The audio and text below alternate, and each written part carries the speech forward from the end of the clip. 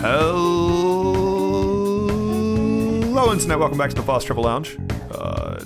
Mixing up the introduction this time. You're listening to episode 29. I am Patrick. I'm joined by Seth and Steve. No Josh this week. Say hi, everyone. Hello there. I'm back, baby.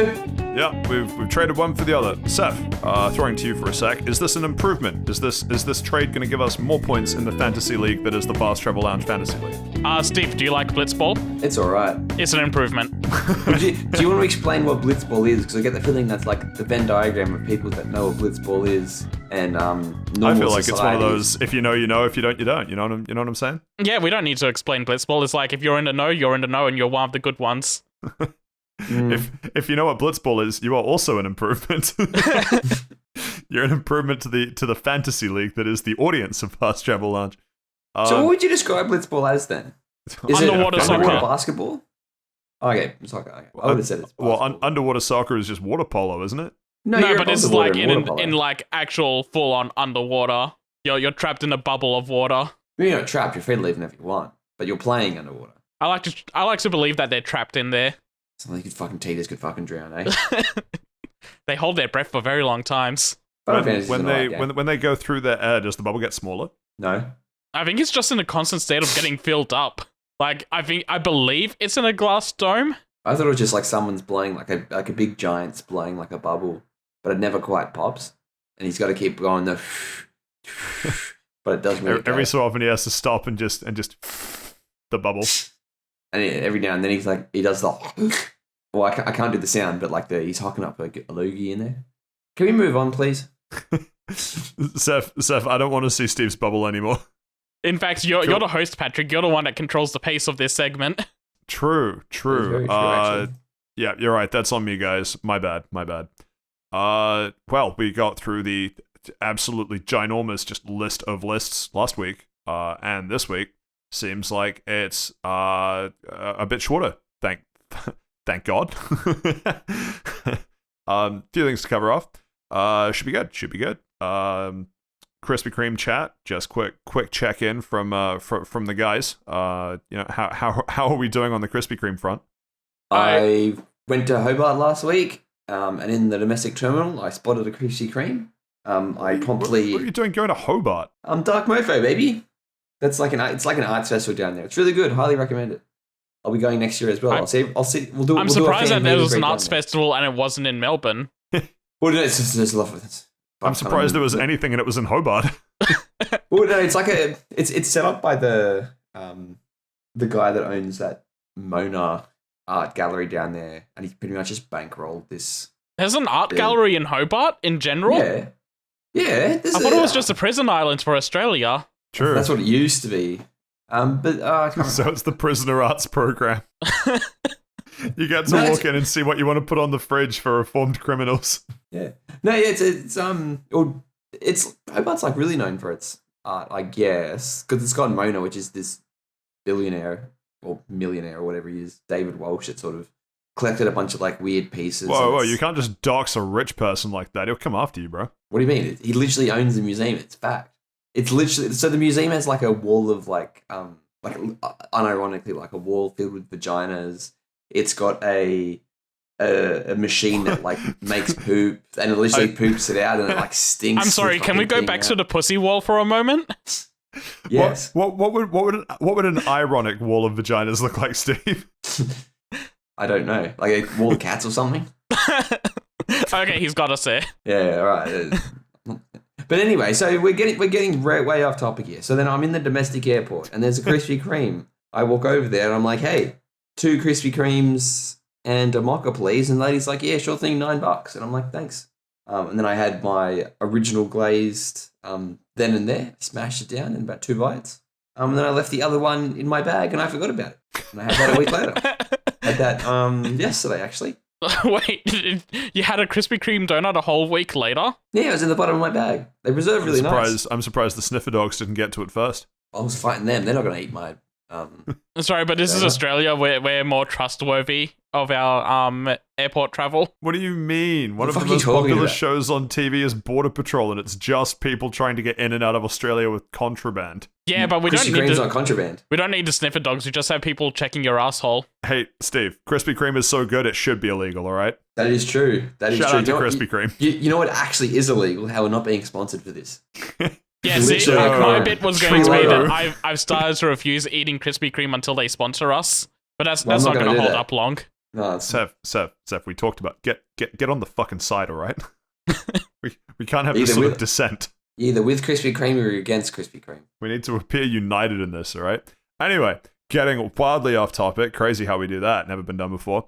Where do we think Josh is this week? The other big thing before we do Around the Lounge. Well, see, it was very important I asked Steve about his opinions on Blitzball because Josh is currently out not playing Blitzball, and if he's not playing Blitzball, he has no excuse to not be here. I figured he was powering that shit producing machine in Hobart. I thought he was the shit producing machine. With the amount of takes that he's got, eh? Am I right, fellas? There it is. Boom, got him. Not even here to defend himself. Yeah. That's the best type of sledge. Did you guys sledge me in the last 2 weeks? I can't remember. I didn't listen to the last week, or was in like the episode that was released 2 days ago, but I did listen to the one before that. Thanks, Steve. Way to plug. I think way- the only way we to sledged you plug was how, by excluding you from the Morbius talk. Yeah, and the I know, Macklemore chat, but that wasn't really a sledge either. that was last. Yeah, that was yeah. That was just a wish you were here chat. Yeah, man, I can't love Macklemore so much. So, next time I see Josh, I'm gonna fucking brick him. Like unironically. Well, I mean, Parody, so- satire, it's comedy. He's going to do it in Minecraft, not in real life. So on the back, We of do that, not right, want to because get Steve arrested for assault, breaking a co-host of FTL. for implying he's going to brick a co-host of the FTL. Conspiracy to brick. So off the back of that, Steve, we don't have Josh to do an album of the week, but what are your thoughts on Language of My World from last week? I really like it. To be honest, I haven't listened to it in like 3 years. But I really like it. It is one of the very lesser known Macklemore albums because it was released like a couple years before he was famous. In probably contrast to what Josh said, and I know Josh would have said it because I know how his mind works. It doesn't have any how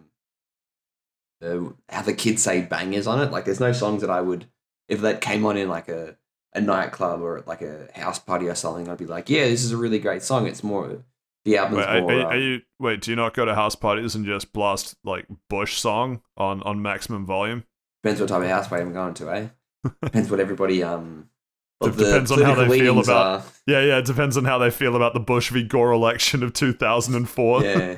or 2000 or whenever the hell that was. Too long ago. Anyway, round the lounge for this week. What have I done? I have been to Jurassic World, Dominion, and Lightyear, and also played Deathloop. But chances are, given how old Deathloop is relative to the two movies, I'll probably speak about the two movies this week. Seth, what have you been up to this week? I watched Obi Wan, and that's about it. Okay. Anything else, or I just said that's it. hey, I'm just checking, man. Don't shoot the messenger. Steve, what about you? There's a million things I can talk about, but on things that I've finished and I can pack up my final thoughts on things, I'll be talking about John Halo's adventures in the Paramount Plus TV show Halo. Oh boy. And I also played that Limbo, that short game from like 7 years ago now. It's way older than that. Is it? It's a Yeah, it's a yeah, 360 yeah. game. Yeah, it's 360 arcade. 12 years I ago. want to say, yeah, I was going to guess 2011. So 2010. Yeah, honestly, I thought it was a 2009 game. Yeah. Well, yeah, it's a video game, I'll tell you that much. It's on Game Pass, baby. I played it Sweet. for free. Isn't it just about to and- leave Game Pass, and that's why you were playing it? Actually, yes, that is true. It left on the 15th, and I finished it on like the 14th. You're correct. It is It's no not on longer in Game anymore, Pass, sorry. baby. Sorry, everyone. Sorry, I've sold you a bum steer, as they say. Oh, who says that? I do. People who sell bum steers. Which is exclusively you. Bum steers salesmen everywhere. Fair enough. Finally, Saif, anything other than Obi Wan Kenobi this week? No, he said it was Obi Wan. You're not listening to him. It's called Obi Wan. It's not Obi Wan Kenobi. That's the character. The show is called Obi Wan. My bad. Saif, have you done literally anything else other than watching Obi Wan this week? Not that I'm aware that you're implying I should talk about. Did I forget something? No, I'm just doing what we call the Morbius sweep and making sure that Morbius isn't going to randomly come up in conversation. All right, so I watched Morbius a second time. Did you really? No. Oh. Watched it in theaters this time. Sony listened, they brought it back a third time, and no one watched it. I was just about to say, they finally brought it back for the third weekend. Oh no. Anyway, cool. Yeah, so it looks like it'll be movie heavy, movie TV series heavy. Man, Fast Travel Lounge became a movie podcast so fast. Well, I mean, we did so many video games last week. I'm kind of okay with that. We talked about so many video games last week. Yeah. It even seemed like the last episode I listened to with Top Gun and Morbius. Man, you leave a place for 2 weeks and it goes to the movie files. And that's what we call the Morbius sweep. I really wish that I had some semblance of order before doing any of these. Well, we got one video game, so we probably shouldn't bookmark with that. We got one TV series, so we're not going to bookmark that either. We got two TV series. TV series. I meant to. Don't worry. What about you? Tell us about Lightyear. Tell us about Lightyear. Yeah, I'm actually interested to hear about Lightyear. Why don't I go first? I forgot to carry the one, so I meant to say two. So I'm not even going to start with Lightyear because I'd much rather get Jurassic World Dominion out of the way first. I didn't like it. That good, eh? How was Chris Pratt, our Lord and Savior of this, the first 5 episodes running gag? Fuck, I think it might have been longer than that. It might have been the first 10 episodes we were relying on him. Yeah. I'm just glad you didn't say how was Activision Blizzard. Oh, don't worry, we'll get to them later. So the problem I had, right? I really wanted to enjoy this, and even when people were like, "Oh, don't go, it's mediocre," I was like, "No, it's dinosaur film on big screen. Like, how can you possibly fuck the formula up?" Was there not enough dinosaurs? Went and saw it in the movies. Yeah, there wasn't enough dinosaurs. So it's not Man, even. it's a Sonic the Hedgehog movie problem. There's not enough Sonic the Hedgehogs. Yes, exactly. They put too many humans in it. Oh, so the problem is, right, Jurassic. So I fucking loved Jurassic World 1, and I really liked the second one too. I think I loved the first one just because it was it was like starting the series up again. It was sort of at the time when that was kind of the big movie that I remember from around the time when it came out. So I was like all in. Like as soon as I saw the trailer for Dominion, I'm like, I'm in. I'm watching this in cinemas. I don't give a shit. The problem is, the first 2 movies are about dinosaurs. This movie is about people with dinosaurs in it, and it's so apparent that that's the case, and it's so sad because they did a lot to pay homage to the original trilogy, which you have to applaud them for. But at its core, this film was not a dinosaur film. It was an action film with dinosaurs. And there is quite a bit of a difference there in that almost every dinosaur that's on screen is a dinosaur that is trying to kill someone or just trying to cause mayhem in some way. There was so little just kind of existing. It's so many episodes ago when I talked about the differences between Monster Hunter World and Monster Hunter Rise. Similar kind of issue. Monster Hunter World, it makes you feel like you're part of the world. There's like a big like ecology focus, and the world's really fleshed out and all that kind of stuff. I could see what they're going for with Dominion, but so much of it was just, we need a dinosaur to do something big or scary, so we're going to put a big or scary dinosaur in here. I was kind of hoping it would be more kind of, ecology focused, right? Like, dinosaurs being dinosaurs. But so much of it just had the human take of it on, like, herbivores are being, like, put in, like, pens and farmed like cattle. Carnivores are just, like, fucking murdering people left and right. Shout out to Scooter Guy, who just gets absolutely just wiped out by a dinosaur. Doesn't like a velociraptor take him out? I think that's been shown in trailers. Yeah, it's been shown in trailers, and it's also just done the rounds on various like meme formats and stuff. Excellent clip, but that's kind of the problem, right? Like when I think back to Jurassic World 1, it's like you got like the ankylosaurs in their pen, like with the gyro ball that comes to a rest nearby. There's the like just dinosaur stampede when the volcano erupts in Jurassic World 2. There's just kind of, it's not just about dinosaurs going rah. And so they then tried to supplement it by bringing back all the old cast of the original trilogy. And, they're all great. Like, there's actually nothing wrong with this movie as, like, an action film. It's just, it's not what I wanted because it's supposed to be about dinosaurs. And instead, the entire thing is a corporation is evil. The evil man doesn't think that he's evil because, he thinks that he's better than consequences that take place. And by the end of the film, I don't think this is a spoiler to anyone, he finds out that he's wrong. Because it's the same story we've seen playing out a million fucking times. Yeah, I was going to say, isn't that just Jurassic Park? Except replace the rich person with scientist? Yeah, exactly. And yeah, it's so dumb because you look at the character arcs of like, where did they start and what did they learn?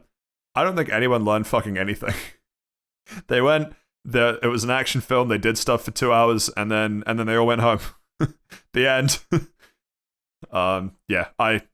It's a shame. I'm kind of glad that this is the capstone of the trilogy, just because I don't think a fourth one would correct this. I feel like if they were to do any more, it would go in a similar direction, but I'm glad we got the first two, and 2 out of 3 ain't bad. More interesting, though, Lightyear.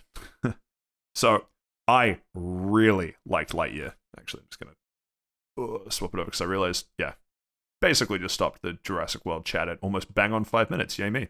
What's your favorite dinosaur? What's everybody's favorite dinosaur, actually? I think question. I'm a Brontosaurus man myself. You're a big Bronto guy? Yeah. Big Bronto Bill over there? I don't think his name's Bill, but... I'm not sure, honestly. Velociraptors are kind of cool. You seem like a Triceratops man. You seem like a Triceratops I was thinking Triceratops as well. Yeah, I thought so. Okay, all right, Steve. Pterodactyls as well are pretty neat. Winky face. You seem like one of those diplodocus or whatever they're called. What? You mean Diplodocus? Yeah, that's how I don't know how to pronounce it. I've only seen it written.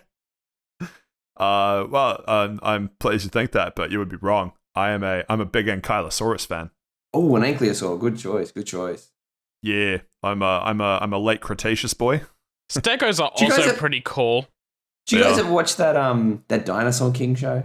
Now that was a TV show. What, you mean Land Before Time? No. It was literally You mean the one where they were in that terrifying plastic costume? It was like a dinosaur family sitcom? No. So Dinosaur King is like this fucking anime from the mid-2000s. And then they've got like dinosaurs that have been like put into cards.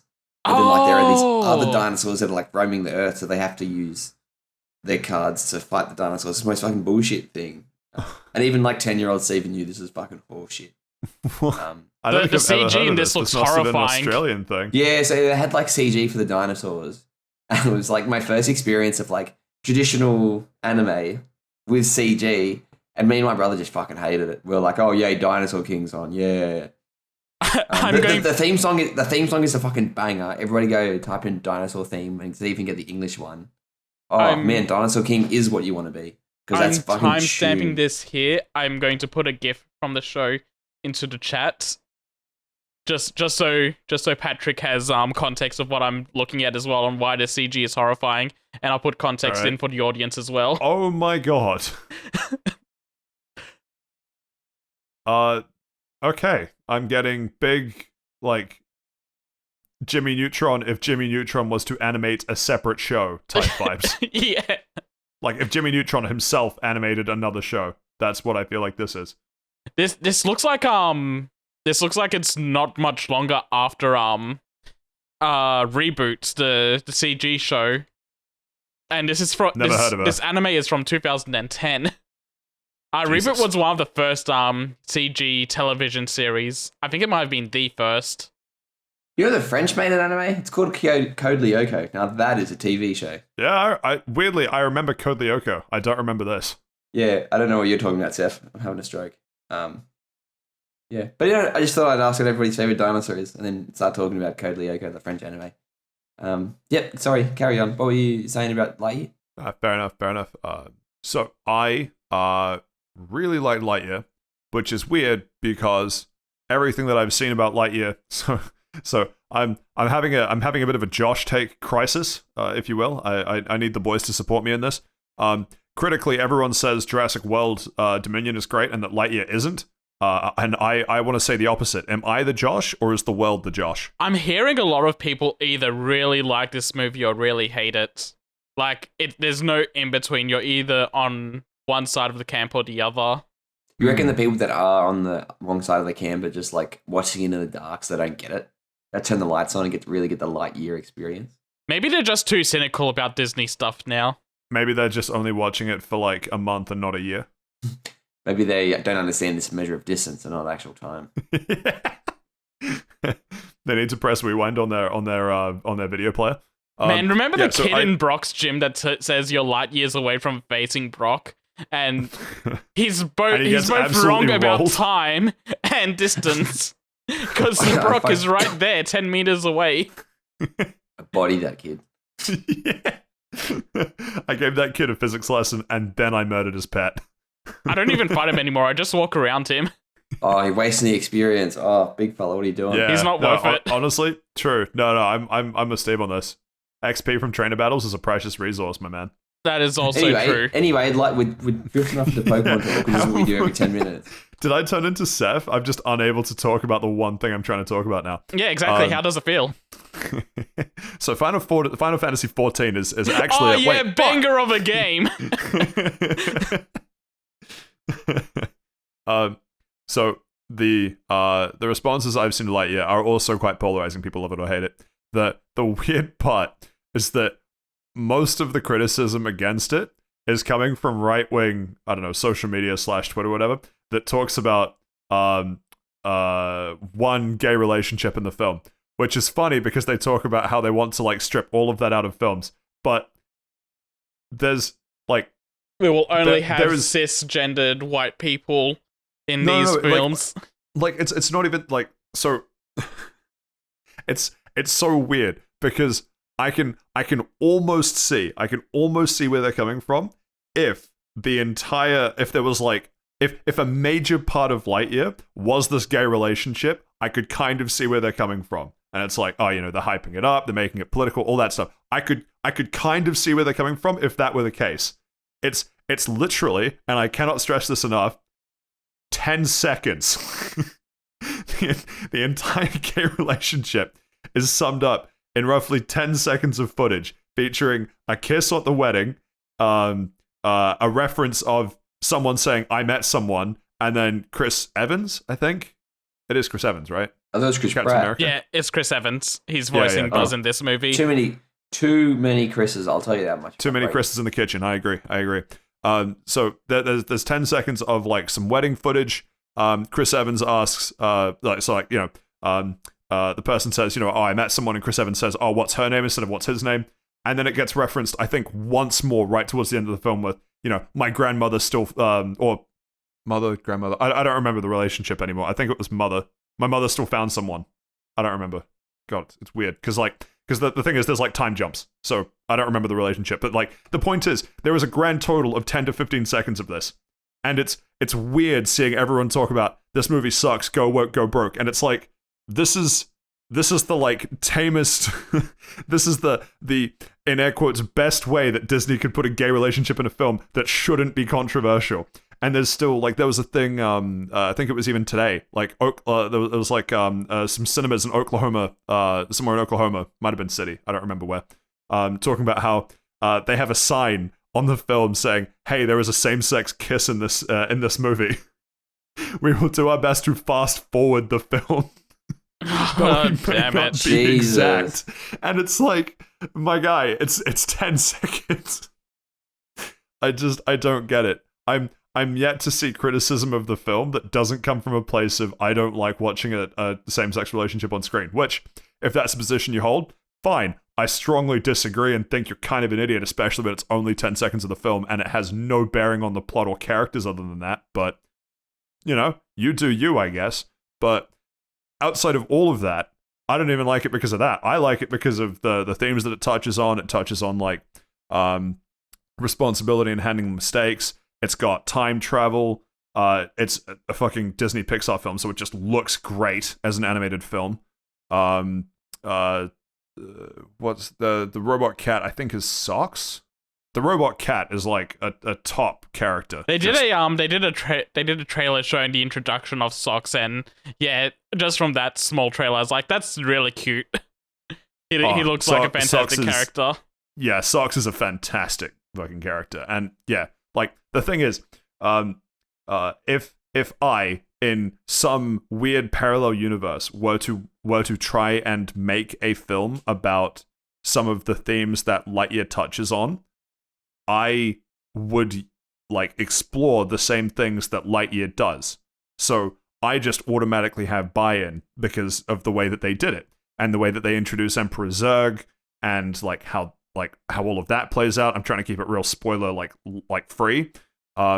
Just awesome. Like just really, really enjoyed it. The one criticism I don't like, and it's not even against Lightyear, it's just I don't like this in films in general, is that very clearly one of the characters you meet is supposed to be the slapstick fall guy, and they use him doing dumb things to drive the plot forward in a couple places, which I see why they do it, and it's a kid's film, and it makes sense in the context of a kid's film. I just don't like it when that's used as a plot device because it feels weak to me. It feels like that's the only way they could make the story beat happen. What do you mean? Like, do you mean like he does something dumb and then he sets off like a chain reaction? Yeah, exactly that. He does that like 2 or 3 times. And okay, that's just lazy then.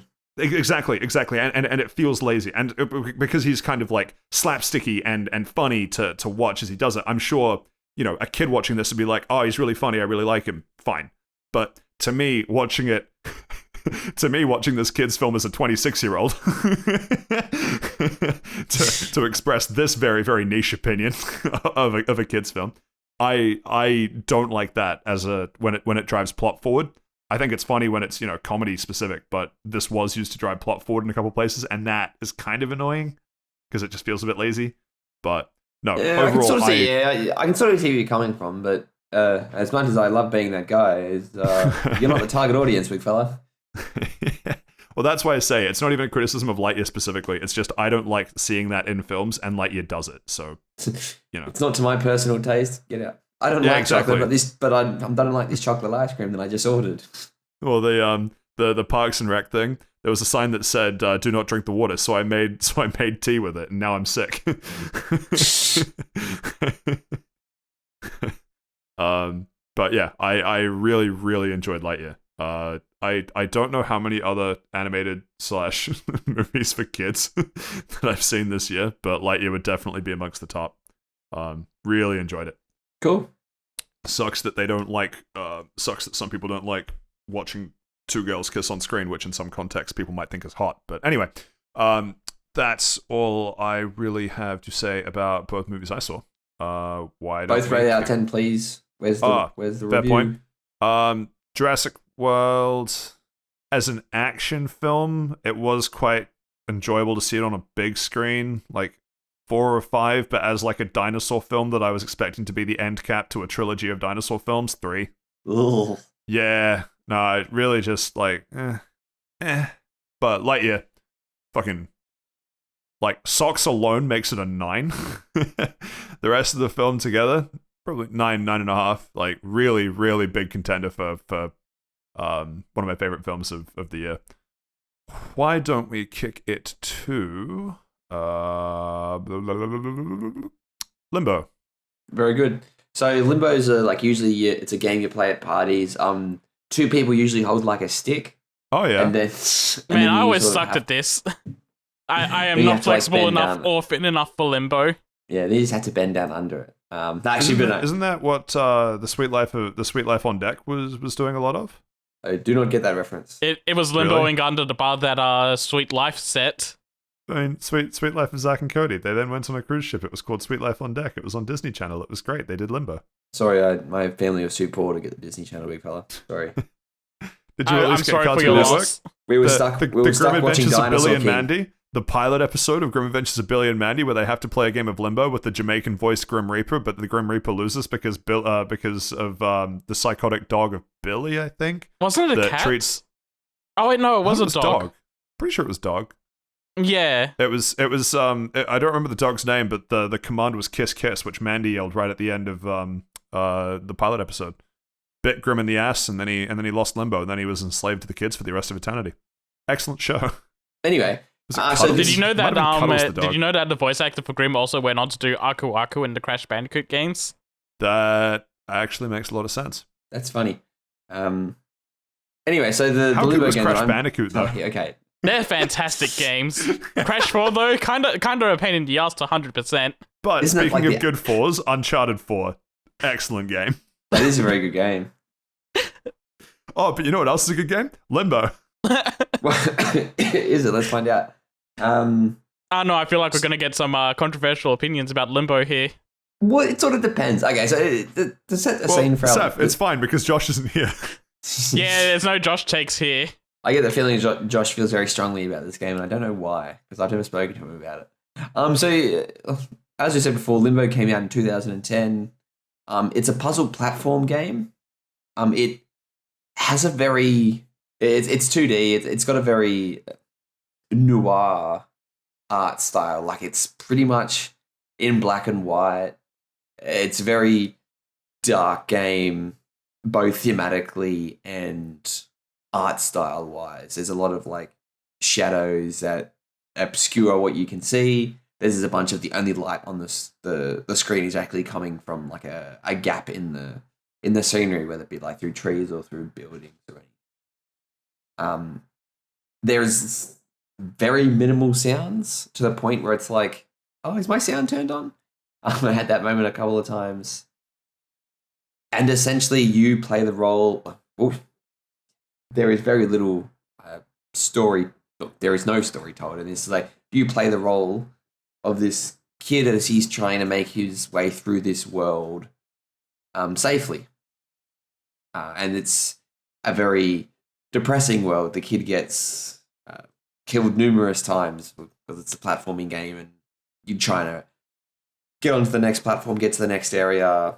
Either you'll mistime a jump and you'll fall off, and then the kid will die pretty gruesomely, like he'll hit the ground too fast and his legs like break, or you'll be like a spider creature you get too close to and it literally impales you through the head. And that's quite gruesome, and that's why I say like it's dark pretty thematically. The first like major roadblock you come across is that spider that's just constantly poking at you until you get like too close and it just kind of stabs you through the head. When you finally deal with that, that's also quite gruesome because its entire leg just comes off. Yeah. Okay, confession time. I've played Limbo once before, got to there, couldn't get past it. This was back like really sort of when it came out and everyone was playing it, and I haven't. That touched is it literally since. the first puzzle, my dude. You were literally 5 minutes it into might have been further on, but I remember getting impaled repeatedly in the head and not finishing the game, and it sounds like it might have been that spot. Yeah, there's a couple of like really frustrating spots that. I believe one of the ones that I got stuck at for a bit was the hotel sign, maybe. Yes, that fucking hotel sign. That's very shit.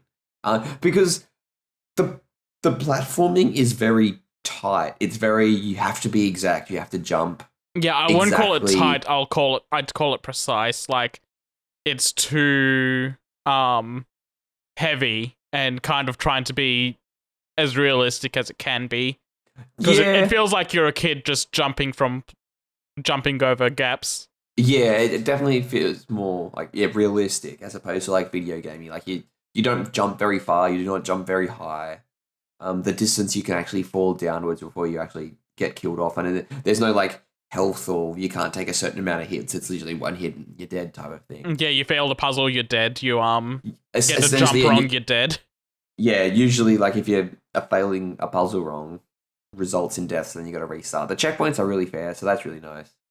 But they can get like sort of frustrating, and I'll be the first one to like. It's a very short game. It only took me about like three and a half hours to finish. I think. that sounds about right to what I played as well. Yeah, but probably a good portion of that time is towards, especially the latter ends of the game. Is a goddamn hotel sign. Yeah, and there's this minecart one towards the end. I just got stuck on it. I didn't know what I had to do, but you had to like turn on a bunch of magnets and stuff like 3 times. And you had to go on back and forth. And I got frustrated at that. But especially towards the end of it, I wasn't sure if I was doing the right thing because the timing was that exact for the jump.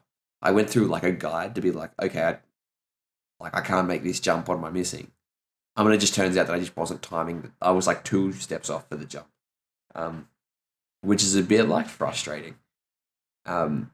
But it is still, I still had a great time playing it. Maybe because it was like, because this is pretty much, when it came out, I remember that the whole discussion was around like, oh, if video games are art, Limbo is probably like the highest form of what video games as art can achieve. And I'd probably disagree with it. Because I heavily disagree with that as well. Okay, good. Yeah, Limbo is a artsy indie game, but it is definitely not the peak of like video game art games. Yeah, like conceptual and graphically, it probably is a bit more like art house, art style, and I could see why it is like, oh, it is art type of discussion. But for video games to be art, the video game part, the gameplay has to be a bit more. It doesn't really have to push the boundaries, but it has to engaging. It has to engage. It has to do something as opposed to just jump or push a block or something. Or at least, and while it does do this in sort of we're talking about this 12 or 13 days later, and it literally could have come out this year, and I wouldn't know because it plays pretty well, but it doesn't do anything. It could have come out 10 years earlier, and it still would have been the same. Yeah, exactly.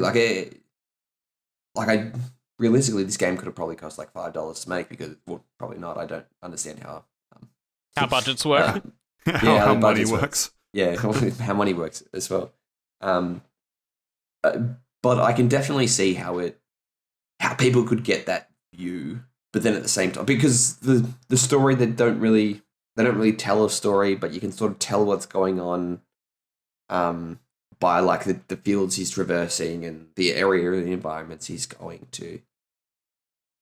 But then at the same time, and then like it got to like after I finished it in like 3.5 hours, and it was like, oh, is that it type of thing? Like I just found myself wanting more from it. What do you think? What do you guys think? As I say, Spider 1, Patrick 0, so I'll get back to you. I'm pretty much agreeing with everything you say. Gameplay wise, it's not really my cup of tea. It was fine for the 3 or so hours I played it, but it's not something that I really think about too much ever since I finished it. Yeah, like the only thing I can probably, it's just that the gruesome way the kid dies is a bit more in your face and probably what it needs to be, especially when you get to those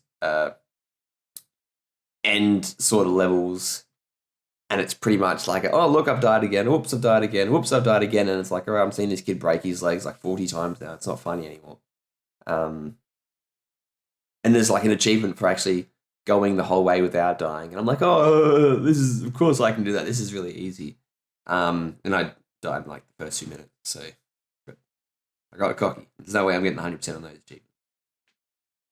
But I enjoyed it. It's a hard game to recommend because it is so short, and if you're not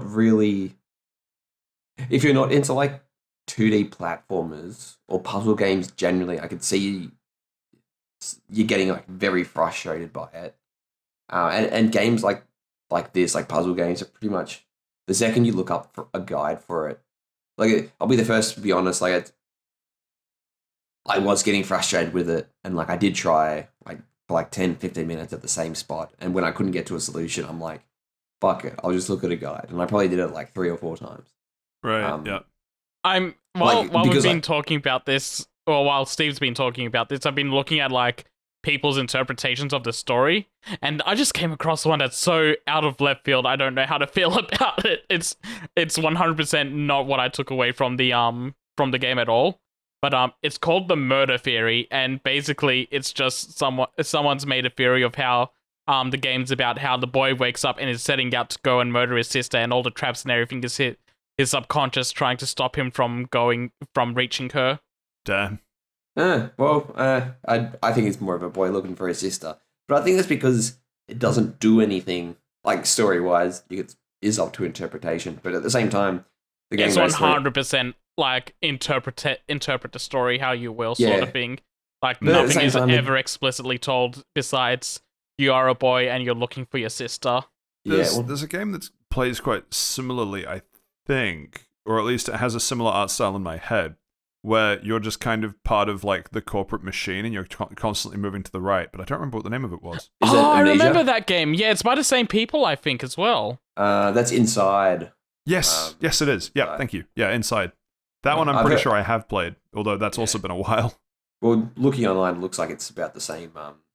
Like it's very highly rated, only goes for 3.5 hours. And that probably comes down to like it doesn't do anything differently. So hang on, let me rephrase that. It does do different things on how you interact with the world, and the puzzles do get quite smart, especially towards the end. But after that 3.5 hours, I'm like, okay, this is it. And then it just sort of ends. But where's my season pass? Don't feel like that. I mean, it just sort of like ends, and that's like, oh, okay, like that's it. I finished it. So it's pretty hard. Like it's like $15 on the Nintendo eShop. 15. That's higher. Than or like $13 on the Microsoft Store. It's probably mega cheap on the Steam Store. That'd be a pick it up when it's on sale type job if it was 13 normally. Literally, like if it's under $5, I'd recommend it. Yeah. For like what you're getting. But then I'm looking at all the price drops, and Limbo is set at $15 at the moment on Steam. $40 for Inside and Limbo together. Fucking hell. Yeah, I would. Like but I'm looking at this is the Pro Steven Move, DekuDeals.com. They've got like all the price history for Nintendo eShop and Microsoft. And I think they do the Sony store now as well, but I'm not following that. But it's tracking all the prices, and I can tell that it's been 90% off on the Switch multiple times. Usually like once a month or once every 2 months. So it goes down to like $1.50, and for $1.50 I can highly recommend it. But if you're paying full price for this game, you've literally got rocks in your head. Mate, $1.50 you could buy 3 of them. There we go, 10-hour game. Yes. Play it again. Press the restart button. So, what would you give this out of 10? I think I was spoiled going into it because I'd heard all the discussion around it being like, oh, it's a great game, etc., etc. But maybe it was a bit overwhelmed. I was being oversold a dead horse, essentially. So I reckon it's only a 7. Like I had a good time with it. I'm glad that I've played it now, but I'm not going to go back to play it again. And fair. And that's pretty much all I got to say about it. The art style is different, and that's it. So I want to springboard this a little bit. Not huge amount, depending on how much you guys contribute to it, but particularly your comment about if video games are art, because I think Limbo was one of the last ones before the rise of the kind of walking simulator games. And the two that spring to mind are Gone Home and What Remains of Edith Finch. I haven't played either of them. You haven't played either of those? Okay. I have not played either of those either. Wow. Okay, this will be short. It was just because it reminded me of that, in that these are games that they do have story, but the story is kind of discovered as you go type thing. It's not like you play to achieve a thing. It's just you explore an area, and while exploring, you learn about the story. And usually you are learning about events that have taken place after the fact. So, like Gone Home, for instance. So, funny story with that one, actually. I got recommended to play Gone Home. The only thing that I was told is that it was a game I would enjoy. And I don't remember what I was playing before then, but I was playing something that had a horror undertone to it, and Gone Home starts you outside a house with like a thunderstorm going on, and you have to get into this house, and all I got told is that it was a game I would enjoy, and I knew nothing else about it. So for the first hour, I kid you not, I played it like a horror game. Oh Jesus, you're doing like. It's not a horror game at all, though, is it? Like it's more of a point it's a and click walking adventure. simulator. Literally walking nothing happens other than you discovering the story. And what was really funny is that the first hour of it, until you get more context for the story, does feel like a horror game because, like, so, super quick rundown of the first hour. Roughly, you're outside the house. You have to find a spare key to get inside the house. When you're inside the house, you're finding notes about your family, who, you know, it's your family house, but all of your family members are like, oh, you know, we've had to disappear to go deal with this thing. Sorry, we missed you. We can't be there right now. And so it kind of has horror undertones, and you're like trying to figure out what happened and stuff. And then it was like after an hour when each audio log is just about like childhood and just kind of story in general, it was like, wait a minute. I'm not playing Amnesia at all. What Remains of Edith Finch, similar. I'd actually put it in a similar kind of camp to Limbo. It's got a very distinct art style. It's very fun. It is way more walking simulator than puzzle game at all, but it's one that sticks out to me as I remember, like a reasonably short game, like very self-contained, but I remember enjoying the time that I spent, and I probably won't go back and play it again, but you know, it was enjoyable for what it was. Anyway, super quick tangent then. I really thought either of you would have played at least one of those, but I do own Gone Home. It was given out with Xbox Games with Gold like 4 years ago. So it is sitting there. It's waiting for me to play it. I've heard very good things. Well, I've heard both sides of the spectrum for it. Like it's a good game to play, but at the same time, it's a walking simulator. Watch the video clips on YouTube, and you play. Yeah, like it's like I don't regret playing it, but other than playing the first hour as if something was going to jump out of the wall and kill me. It doesn't. Yeah, you probably would have been going into it very differently. Yeah, like it. I don't think it does anything groundbreaking. But it's a solid game for, you know, what it is. Yeah, I think it depends on how much you buy into the story or not. Because at the end of it, I got to the end of it and I was like, oh, so that's the whole big story, whatever. And then I looked up, you know, what other people thought of the story, because I didn't think of it much, but for its time, quite a few people appreciated the story. I'm trying to do it kind of spoiler free, just in case you do go and play it, but quite a few people did appreciate the story for what it was, and particularly for its time for when it came out. Not something that I particularly noticed or bought into, but yeah, it was fine in air quotes. But anyway, yeah, don't want to spend too much longer talking about stuff that isn't in Round the Lounge for this week, but it was just because the Limbo chat reminded me of it. Yeah, it is definitely in that vein. But yeah. Anyway, yeah, that's it. My comments are 7 out of 10. Buy it if it's mega on sale. If you buy it for full price, you got rocks in your head. Thank you, Steve. Classy as always. That means that we are basically just lucky last with, well, not lucky last. We'll go Saif with Obi Wan, and then Halo TV show for lucky last. Saif. Sure. So Hello there. Hello there. Obi-Wan's about 6 episodes long. And honestly, I feel like the middle 2 episodes are the weakest part. Episodes 1 and 2 are fine, and 5 and 6 are fine. 3 and 4 just feel like meandering. So, not a great start. 6 episodes. There. How can it meander? Like that's just shit pacing. It's 6 episodes, but 2 of the episodes are filler. Yeah, basically. Wait. Beach episode? No, it didn't have a beach episode. Hot Springs episode. No, not a Hot Springs one either. That's a fucking point. Space episode. There are multiple space episodes. Filler space episode. There are also multiple filler space episodes. Hey, look at that. There we go. Space beach. No, space beach. Space beach filler, though. No space beach filler either. Okay, that's it. Move along. There's also no Space Australia. Anyway. Yeah, I kind of feel like this show didn't need to happen at all. There was like, it's got that problem where that prequels and interquels have, where it's like, you're using major characters, but you can't really develop them in major ways because, they need to be around for sequels and they need to be, like, put back into their place. And any characters that are introduced will either be killed off or their arc will resolve in unfulfilling ways. Like, yeah, because it sets up what it continues into, right? Yeah, basically, like, nothing groundbreaking or important can happen. Like, it's the Handsome Jack problem from the pre-sequel in Borderlands, where everyone's like, oh wow, you get to see the descent of Handsome Jack before Borderlands 2. He was such a normal, sane guy beforehand, and you're playing through it, looking at him, and you're like, he had his daughter chained in his basement during this. Yeah. What? Yep. Yeah, I get what you mean. Yeah, so it's just can't avoid that, like, general issue that all interquels have.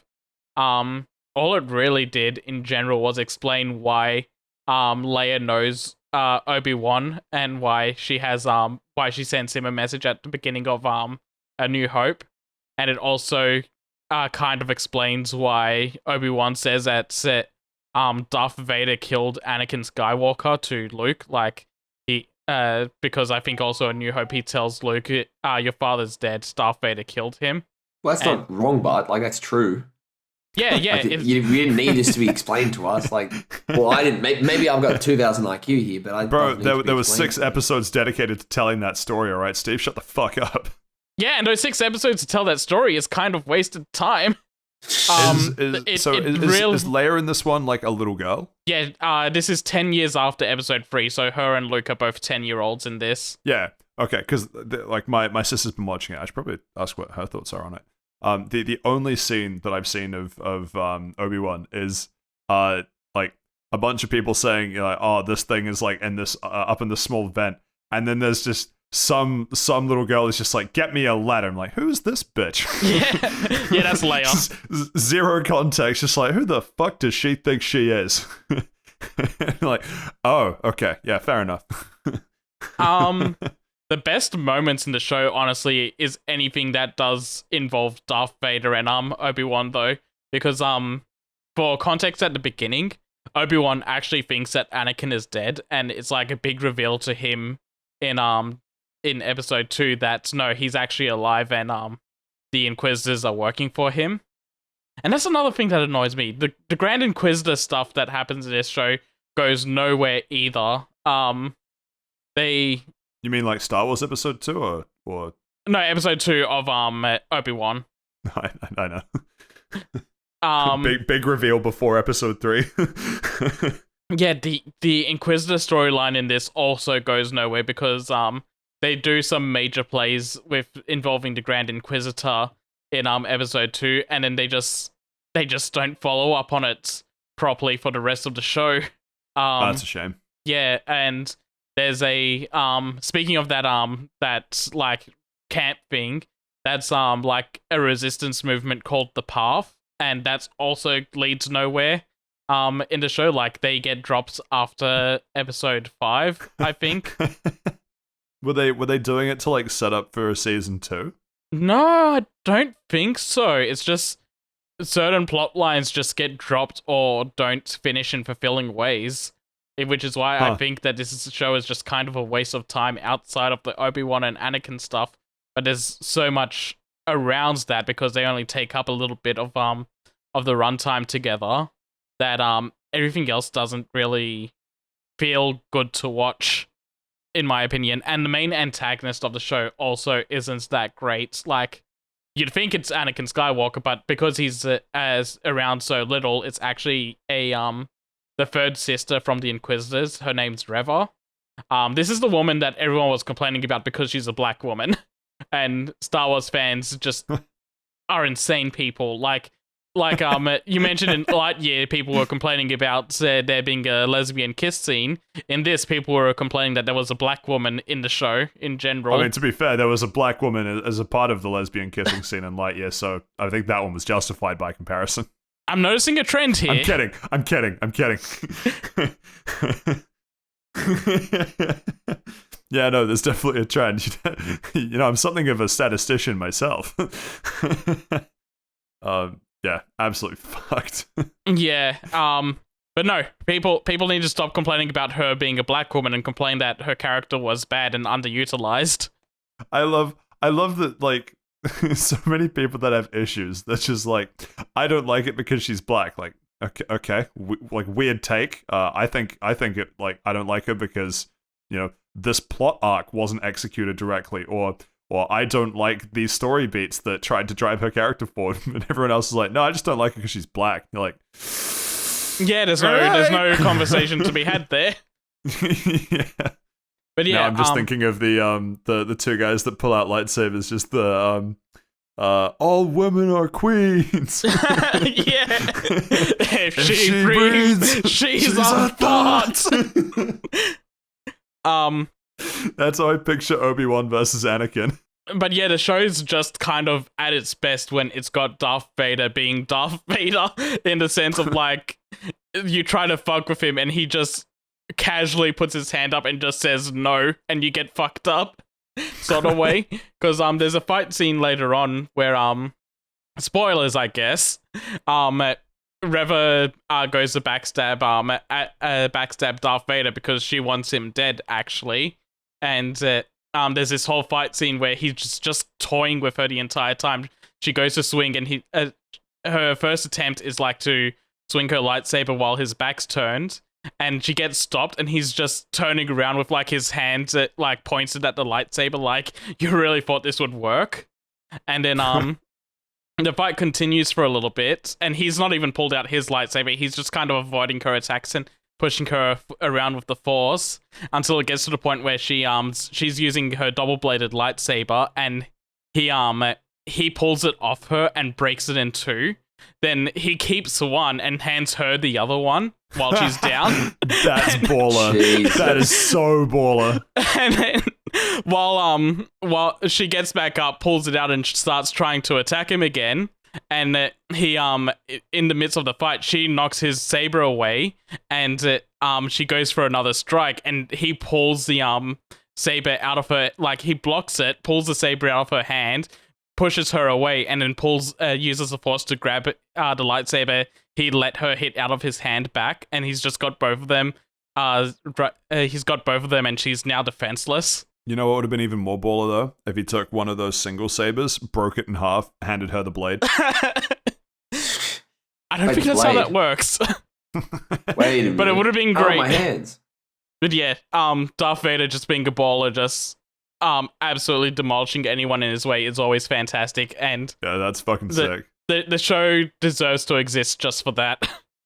But just skip the two filler episodes, Ewan McGregor's right? pretty cool too. Ewan McGregor's also very good, and Ewan McGregor gets some good fights with Darth Vader as well, and Nice. a very, like, the entire I don't want to say the entire show's leading up to their final confrontation in the last episode, but it's like episode 5 and 6 is very deliberately leading up to them having this big massive clash meetup, and that was very good as well. That was very satisfying. It's like, if you got rid of the middle 2 episodes, this would have been like an 8 or 9 out of 10 to me, I reckon, but as it is, it's kind of sitting at like a 6. You know, it would have been even crazier if they killed Darth Vader at the end of Obi-Wan. Man, that would have had some big repercussions about the original trilogy. Just imagine that plot twist, though. Don't do it again. It just starts. Obi-Wan was the start of a branching timeline. Yeah, right. So that you can only see that Disney Plus. Yes. Yes, and Cool. if Josh was here, he'd probably ask the question of, is it worth the subscription? And no, I don't think it's worth the subscription. Okay, like, sidestep Obi-Wan for a sec. Is anything worth the subscription to Disney Plus that you can think of? If you're into They just the put Marvel, on Multiverse of Madness. Hey, go watch that. I am watching that tomorrow. Movie night has been planned. Pizza will be made. I look forward to you coming back next week and either siding with me or Patrick. It's true. a classic. Steven watches an episode 6 weeks after it comes out and talks about it on the podcast episode, eh? My favourite. Well, it's better than you playing a game that came out 12 years ago and telling us about it on the... Oh, wait, fuck, we did that already. What video Never games mind, did you never play mind. this week, Pat? So moving on. I'm the backbone of this podcast. My back hurts so much from carrying everything. Oh, it's a video game podcast. We don't know how we lived without you the last 2 weeks. Steve, all I'll say is, if you go watch Multiverse of Madness, and you don't like it, then you also get to break some chick's lightsaber in half and hand her half. Which half? Join me. The one that you're just going to take back anyway. Well, it's probably easy to like carry heaps of them because they're pretty light from what I hear. I mean, General Grievous was carrying a lot, like 4. Yeah, well, they're like, yeah, fuck. He also has robot hands, so he was just helicoptering 2 of them. That's right, yeah. Man, General Grievous was such a great character. He was. Hello there. Right. Yeah. Before we move on from Obi Wan, there's one more thing I wanted to say, and that's You say hello there, I'm kicking you out. No, they 100% Goodbye say there. they 100% in the final episode have Obi Wan say hello there in like one of the final scenes, and I wish it cut to black there because that would have been the perfect way to end the show. But no, they added one more scene. They did that. Shit, it might have been the Nick Cage film that came out earlier this year, but there was one where they had the perfect moment to just run a meme, and they didn't, and you notice it. Yeah, you notice it so much when it happens. Like you're like you're doing the Leonardo DiCaprio point at screen like oh they did the thing and then they ruin it by going along even further instead of just cutting where the meme was. Yeah, true. But I think I might be thinking of they almost got Willem Dafoe to do the I'm something of a scientist myself in No Way Home. That might be what I'm thinking of. Yeah, they did that, but that was like very early in the movie. That was just like a tongue-in-cheek joke. This would have been like, this could have been the perfect spot to end the show, but you did one more scene and now it's ruined. Ugh. Terrible. Oh well. Thank you for that, Seth. Terrible. That means, finally, we get to finish with Mr. John Cornelius Halo himself. Yeah, I'm not going to spend too much time on this. It is the very but definition. The show's so good. You haven't heard my review yet. Have you seen it? No, has it? Either of you two seen it? I haven't. All I know is that John Halo has sex in this. Yeah, he does. Hashtag not my hero. He's supposed to be just like me, for real. That's shit bussin', no shit, no real. Real. Yeesh. Real. Patrick, what the fuck is he talking about? Having a stroke. I don't know. I don't know, Aunt May. No. What the? Oh fuck! So John Halo. Lost my train of thought. Damn it. John Halo. So, that's right. Real Spartans wait until marriage. That's what it was. Spartans don't get married. They've got wars to fight. So essentially, this is it's on Paramount Plus. I don't know who fucking has Paramount Plus. So I got literally the 7-day trial just so I could watch this. You know, I didn't even know we had Paramount Plus here until I saw it on the side of a bus ad with the John Halo TV show on it. Yeah, the big advertising campaign. I look through there. There's nothing else on it. No, but there's South Park. If you watch South Park goes to Paramount Plus. Oh, does it? Yeah. Well, I don't watch South Park. I should. Those hysterical episodes, and they're always good. Pro tip: watch South Park. Yeah, but anyway, so Halo, it's 9 episodes long. So if you get the 7-day trial, you have to watch more than 1 episode a day. But that is what it is. It is not set in the same universe. Yes, they were very clear about that, which means Game John Halo might still be a virgin. He better be. It's just so it for real. And shit, just like me. He's just like me. Finally, a relatable hero on my screen. Got his helmet on. No cheeks, just guns, eh? I look at Top Gun Maverick and I go, oh, he's definitely had sex. That's unattainable for me. But anyway, back to John Halo. So it's very different to what the Halo lore is, and I think that's worse. Like, it's tried to do its own thing, and credit to that, but it didn't work.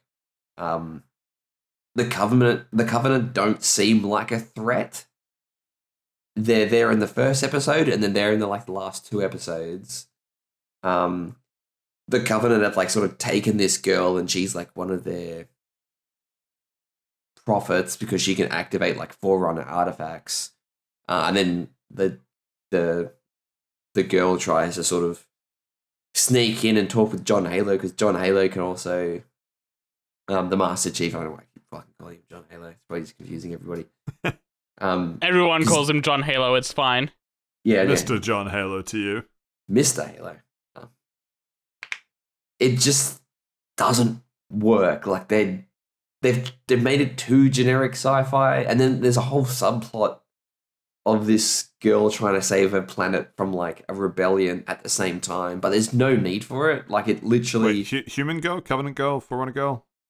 Side story girl. So the main story is John and this sort of Covenant spy sort of getting together and sort of trying to activate these. Wait. So it's Obi and the Chief?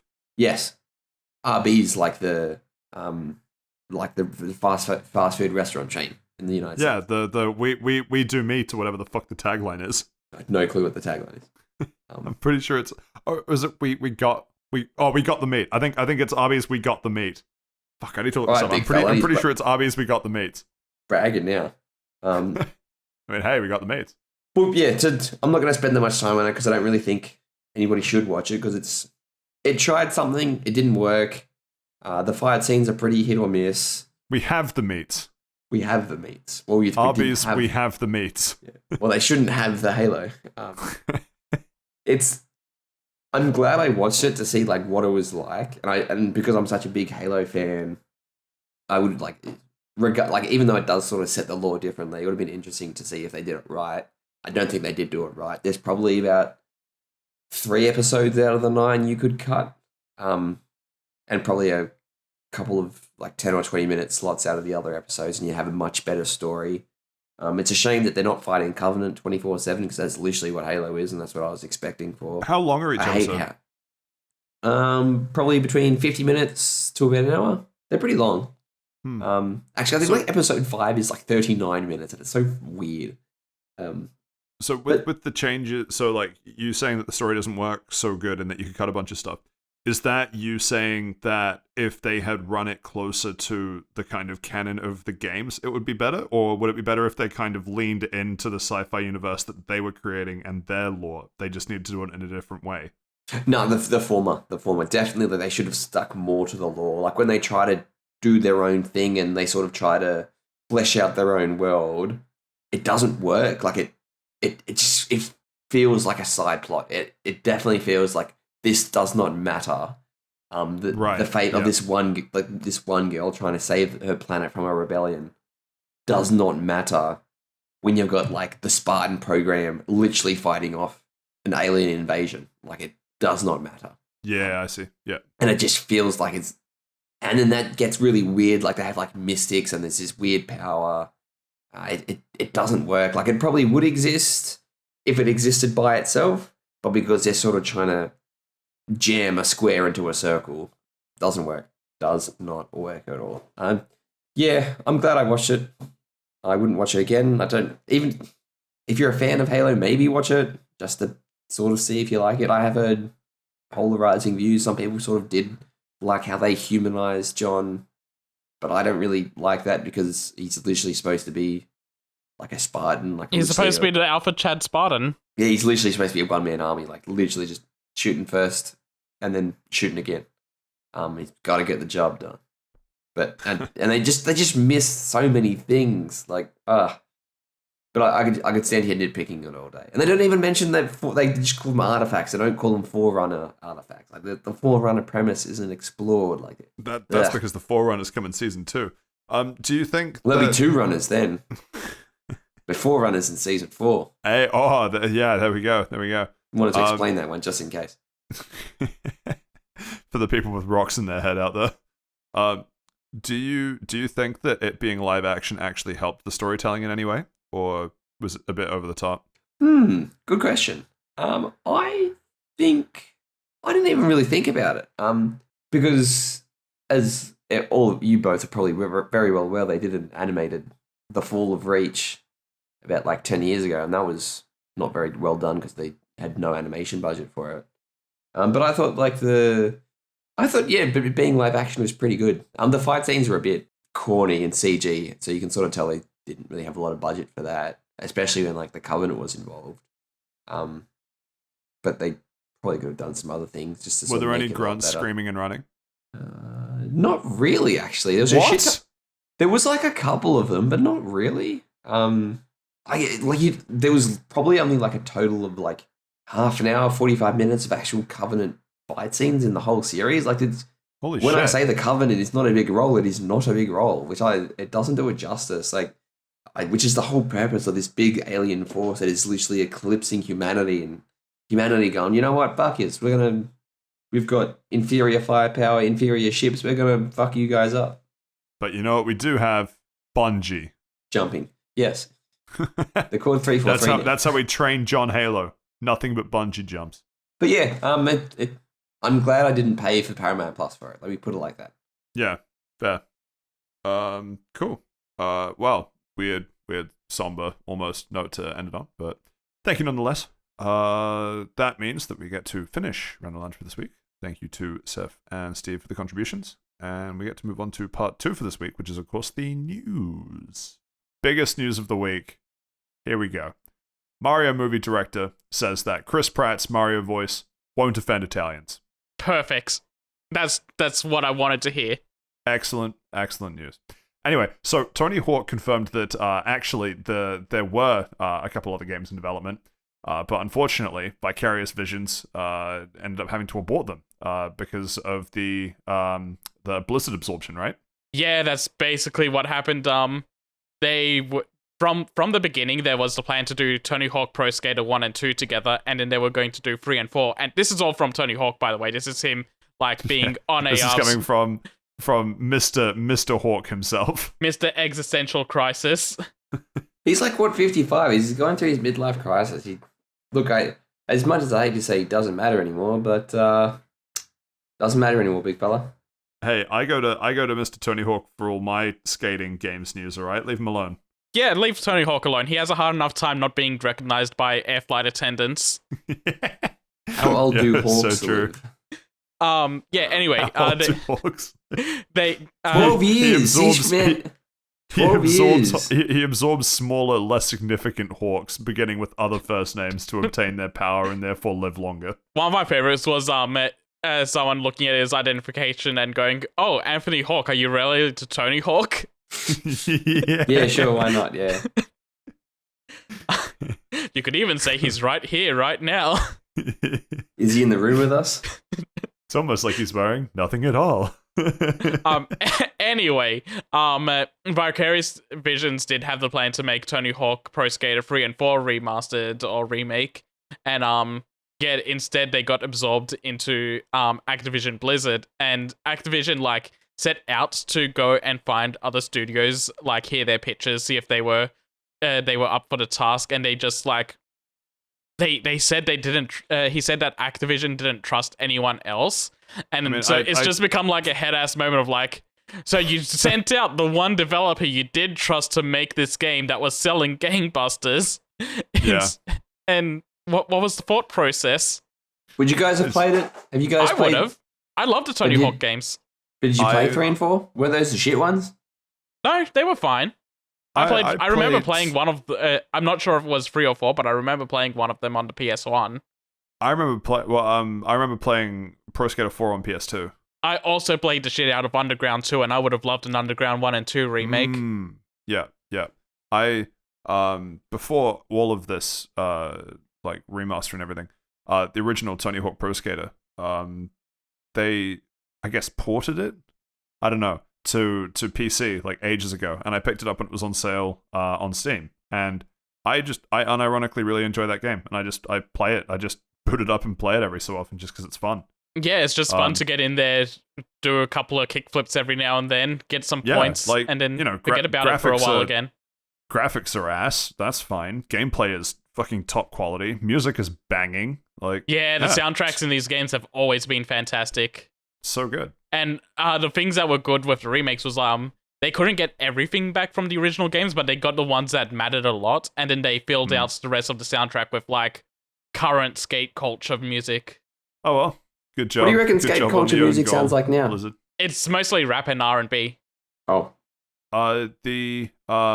So I think my favorite skating game of all time is probably still Skate 3, and that had a really nice I guess it was sort of like R&B hip hoppy type soundtrack along with it, but fantastic game, man. I know that Sony's like dancing with bringing stuff to PC. Please, Sony, for the love of God, bring the Skate series to PC. That's EA.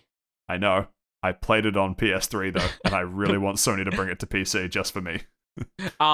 Speaking of Skate though, I didn't put it on the docket because it's not really big news, but there's rumors going around that EA is ready to reveal Skate 4 soon. Actually, I did see those rumors too. Yeah. No, good point. I didn't really want to put it on because it's like it's rumored that like they're going rumors. to reveal it soon. And it's Yeah, like, okay, exactly. what's It's like the a rumor talking of point? a rumor. Yeah. Yeah.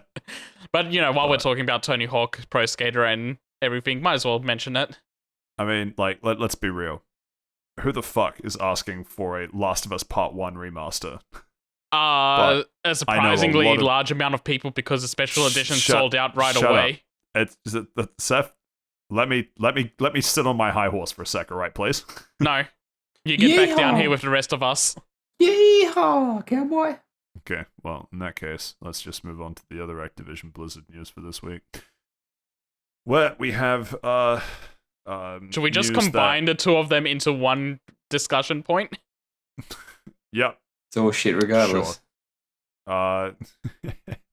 We have Activision Blizzard shareholders not only rejecting a board seat for employees, but voting to keep Bobby.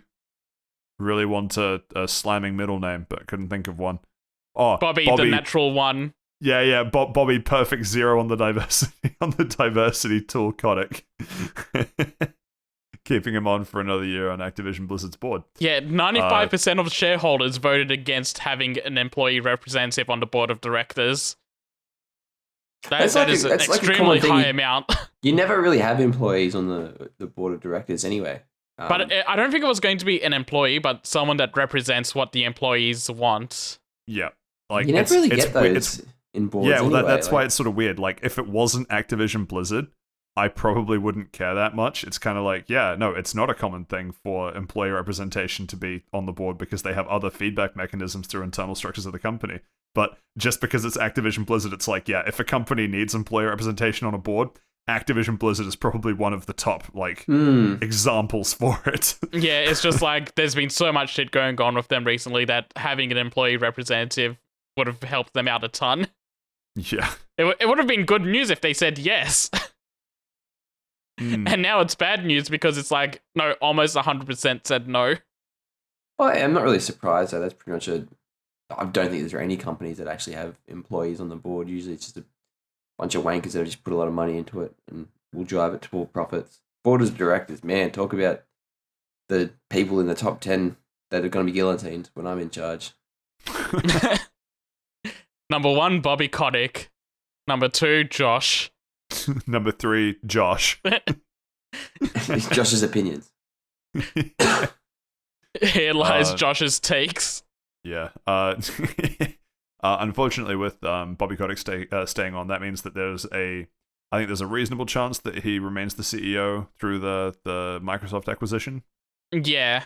Yeah, I wouldn't be surprised though after Microsoft takes over. They're like, you know what? Fuck yeah, you're going, big fella. Because Microsoft, I don't think especially, they will. Really, I know Microsoft just seems to be playing a very No, but the problem is that it's the shareholders that voted to keep him, right? It wasn't Microsoft. So. I couldn't find a source for this, so take it with a massive grain of salt. But I heard somewhere that because Microsoft kind of is aware that they have like a deft touch when they acquire companies. So when they bought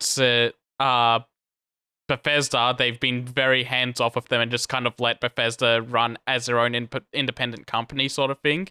And Yeah, you might do the Starfield same for looks amazing. Activision Blizzard. yeah. But for something like this, like, because Microsoft's been doing that mega push between like diversity and inclusion in recent years, there's no way that they can maintain that sort of facade and then let Bobby still stay there. I think there is absolutely universes where they maintain both facades. Well, would they even have a board of directors after they get acquired by Yeah. Microsoft? If they're going almost to run certainly. like an independent but under Microsoft's budgets, then I imagine so. Yeah, Okay. like they become beholden to more of Microsoft's decisions, but they're still a kind of self-running entity, so to speak. Like otherwise, Activision Blizzard share like the idea of its own shares would get absorbed into Microsoft shares, which just wouldn't make any sense. Well, ZeniMax doesn't have a board of directors anymore, according to my quick Google search. No, take that- did they ever? Wasn't it all just Todd Howard? No, he's just the man of the plan. But No, I'll apparently- I'll tell you what, Steve. I'm bored of directors, and this chat, so we're gonna move on. Very good. Jack and Just because Daxter it's winter doesn't mean we keep talking about Blizzard, eh, fellas? So just because it's winter doesn't mean we can keep talking about Blizzard, eh, fellas? Seth, let's Patrick, just make a save deal. me. You and I right now. Steve I like gets into Jack power. and Daxter. No, not about that. Steve gets into power. We overthrow him, and we use the guillotine on him first. Yes. Yes. Yeah. Cool. I think Sweet. it's pronounced a guillotine, like with fish. It's a French word. You got to pronunciate the L's. I'm just What worried the that fuck do you mean, like the fish? Like the fish have gills. It's a guillotine. Come on, man. Have you never seen a fish before? I've never played Jack and Daxter. You know, I'm worried that if we do use a guillotine on Steve, it's just gonna have a 30% accuracy. Ooh, good Pokemon reference. I'm a higher level, so you probably can't get me anyway. Yeah, but I'm faster. Gen 1 mechanics, baby. No, I still think. And look, it doesn't matter with something semantics. Just the idea that a guillotine like the fish, just bro, get help, honestly. Anyway, Jack and Daxter is being ported to the PC. This is kind of in Woohoo. the same vein of like the people that are reverse engineered to Mario 64 and Ocarina of Time onto PC and made native PC versions of those. So someone's gone ahead and done that for Jack and Daxter, the precursor legacy. They've also got plans to do Jack 2 and Jack 3 soon. Oh wait, so this isn't an official thing, is it? This isn't an official thing. No, this is No, something no, you go it's and people- download off people someone's decompiling. GitHub page. Yeah. Don't care, didn't ask. Decompiling and obtaining source code to stuff is always I don't know, like a goal of people that are interested in games. Like what was it? It's not recent anymore, but somewhere in the last year they finally cracked. I think it was it GTA 3 or was it Vice City source code? I'm not sure. I haven't heard of this. It was one of the GTAs, I'm pretty sure, where they finally got the source code. So it meant that they could make some absolutely wild mods for it. I don't remember the full context. I think we might have talked about it. It's been a while. Anyway, back to Jack and Daxter though. So similar process. So they decompile / reverse engineer source code. Painful fucking process, but massive. Yeah, ups it's to the about people that 80% stick done through it. at the moment, they said. But it's fully playable. You just might run into bugs every now and then. Also, they've added some general like quality of life stuff like better subtitle controls, custom resolution, better camera controls, and they made the precursor orbs easier to see in the world. So yeah, they're doing minor tweaks to make the game like a smoother experience to play as well. Say what you will about like I don't know, like gamers and the tech industry and everything else. The fact that a bunch of people are just interested enough in a game to go this far. I'm is really surprised Jack and Daxter of all things as well. I would have assumed other PlayStation mascot platformers would have gone at first. I like what? I don't know that The there'd be Crash too many that Bandicoot or are bigger. Spyro games, maybe Ratchet and Clank. I was thinking Ratchet and Clank, but Ratchet and Clank still kind of has a presence on later gen consoles, and so does I guess Spyro and Crash. Yeah, I Jack's guess so. kind of really sort of relegated to the PS2 era. Yeah, you're right. They've re-released the games. It's the PS2 games for Jack and Daxter are the most current ones you can play on PlayStation. Like you can't play the original PS2 games of Sly or Ratchet and Clank on current consoles, but you can for the Jack and Daxter games. So that's also a weird loop. Hang on, I'm not sure I know where you're coming from. There's the Sly trilogy that you can play on. Those PS3 are on and Vita. PS3, yes, but Jack and Daxter games were all released on the PS4 PS2 emulator, and those are back compat on PS5 as well. So you can play the Jack and Daxter games on PS5, but you can't play the original I see what Ratchet you and mean. Sly games on Yeah. PS5. Yeah, gotcha. Yeah. Yeah, that's also weird to think about. What I'm hearing is that we want to Sly 5. Yes, Yes? Sly 5, definitely. Yeah, cool. Also Jack Cool. 4. But Yeah, it's Sly 5 and it's got like the 5 and it's LY. So it's like, that's how it would look like. They could use his hook cane as the 5 in the logo. Next. I mean, they could, but Anyway, moving on also. Yeah. Also bullying corporations work. PlayStation has announced that they're going to be doing NTSC options for PS1 games in Asian, European, and Oceanic areas, so we won't be stuck with the PAL 50Hz versions anymore. yeah. Did anyone get burnt by the PAL versus NTSC thing? I bought Ape Escape off the US store because of knowing that was NTSC, and they only just released it in Australia today, and it's the PAL versions, so I'm glad I made that jump. But it's good to see that they're actually going to do NTSC on like my region store, so I don't have to do a workaround if I want to buy PS1 games. Oh, I mean like harder burn than that. So I really liked Sly 2, and when I was visiting family over in Canada, this was back before I understood technology. In other words, like last year. Anyway, no, it was back like many years ago now. And Sly 2 was ridiculously cheap because it was on sale over there, and I remember. Oh, you mean I like think that? Yeah, I think it might have been my dad who said, "Are you sure this will work?" Like back home, it's different regions and stuff. It's like, no, it's a PS2 game. I have a PS2. Yeah. What part of this aren't you getting? And it didn't work. I bought Sonic Adventure 1 on PC, and that was region locked. Yeah, I had a bunch of things as well. I used to buy from eBay for really cheap. And I was like, oh, it doesn't work. And my dad's like, I told you it wouldn't. I'm like, you don't play video games, Dad. Fuck you. All right, at least my video game doesn't work. And then he went out for cigarettes. Yeah, and he said he's gone out for the PAL version of Mortal Kombat Deception. He says he'll be back any day now. You said he's just getting the cheat codes for you. No, hang on. We're in Stevie rant time. I bought Mortal Kombat Deception fucking 3 times.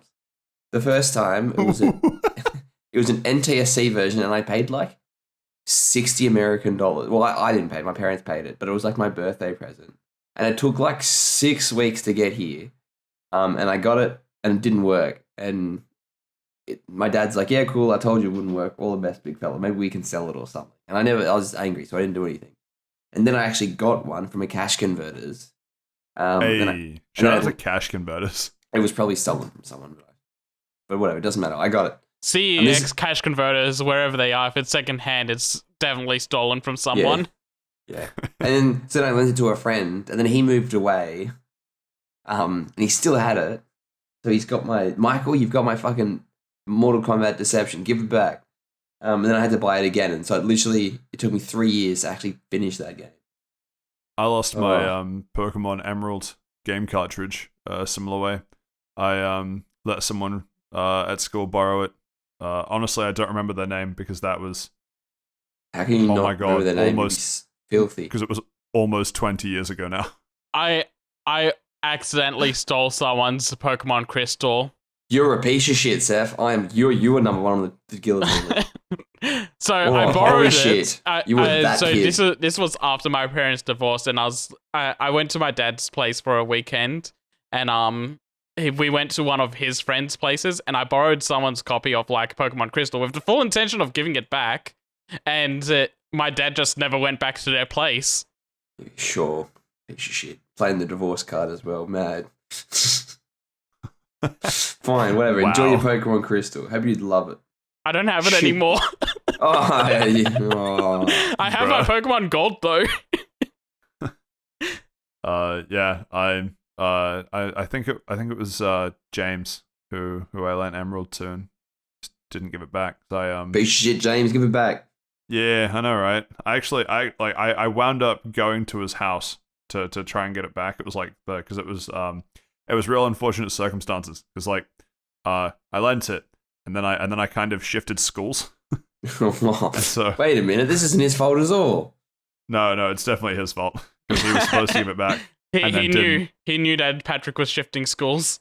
Yeah, exactly. And so I shifted schools, but we still lived near each other. So I went to his house, and I don't know if he fucking knew it was me at the door or whether I just picked a bad time to try and like get my game back. But fucking no one home. So oh well. Oh man. Goodbye, Pokemon Emeralds. Boulevard of Broken Dreams, I say. Yep. Next up on the list. Anyway, back to things we were doing. Yeah, exactly. So Guillotine's like the fish, eh? okay. Does Steve? Patrick, does Guillotine have a move that you can do before it to ensure it has 100% hit rate? What, like lock on? Yeah, like lock on. I don't think any Pokemon that can know Guillotine can know. No, but it's any a of those doubles moves. battle. It's Seth and I versus you. Oh well, I just use Protect or something. I don't know. I'll be a Ghost type Pokemon. Yeah, what are you gonna do then? Eat my ass. You're a ghost type because we already hit you with Guillotine. Ooh. Have fun in Mount Pyre, bitch. All right, good point. Anyway, so Steve, I want you to shut your eyes. All right, are your eyes shut? They're shut. Yep, cool. So, Alien Isolation, pretty spooky, scary game, right? I haven't played it, but I have heard it's spooky. Yeah. So that's all we need. That's all we need. You think Alien Isolation, you think, oh, spooky, right? Yeah, that's what I think. Yep. Cool. Now, what if I told you that the same people that made that game also made Halo Wars 2. Now that's a game I played. Okay. Yep. You still with me? I'm still with you. Yeah. Now, think about the universe where Elon Musk has colonized Mars. Right? I'm there. Yep. Still with me? Still with me? Yep. Cool. And now the same team is making a competitive FPS style game. I think it's an FPS. Fuck, it's actually hard to tell. They don't actually say it. Just says a shooter. That's what I'm saying. It's fucking hard to tell. Where you're fighting. Oh wait, other no, people. it's an FPS. It says FPS in this article. Okay, cool. So it is FPS. Where you're fighting other people to try and make money. By stealing from the rich. Yeah, in a game that looks kind of honestly like a claymation film combined with Apex Legends. A subpar mix of Borderlands and Apex. I wouldn't even go so far as to like think of Borderlands. It looks like it's trying to do that type of cell shading to me. So, gut feeling. Out of 10, what would you give it? Probably a solid 4. Seems shit. Cool. And if you were to think of a name for a game like this, what would you like? What comes to mind? You think like crypto billionaires? You're thinking like Mars is colonized? You're thinking like team behind Halo and Alien Isolation? What sort of cool, memorable name would you give a game like this? Brick shooters. Yeah, it's so interesting. They called it something really close. They called it hyenas. Oh shit, I was so close. Damn. Yeah, you were. Yeah, Get it was next just time. right on the tip of your tongue. I don't know what That was my next. That would be my next guess. This looks like this. Fuck. Have either of you seen that Crobe Cat video where he talks about No. what was the third one in the series? Like Underground or not Underground. It's like Cops versus Robbers. Oh, The one that it just went straight onto its face. Oh my god, I can't remember its know the name. game you're talking about. Payback? No. Payday. Was it Payday? Yeah, Payday the heist. No, that's Or that's a good game. are you talking about APB? No, I don't know what the fuck you guys are talking about. I don't know what the fuck that is either. Do you think it's Lawbreakers? Do you mean Yes. like Yes. Lawbreakers. Thank you. Yes, Lawbreakers. This description. Man, there's so many games that could have come to mind. Yeah, it's pretty sad. I know, That's right? sad. Well, that's the thing, is the fact that fucking Lawbreakers was designed to be this big cash cow that just fell on its fucking face. Yeah, but- the almighty quote from Chris is it Chris Plazensky? Cliffy B. Where he says every genre has a top 3. And we want when it comes to battle royales, we want PUBG, we want Fortnite, and we want Lawbreakers right there in the discussion with it. Yeah. There is a mode in Lawbreakers called Blitzball. So we have circled back to the start of the episode. Yeah. I hate it And here. cut to black. Roll credits.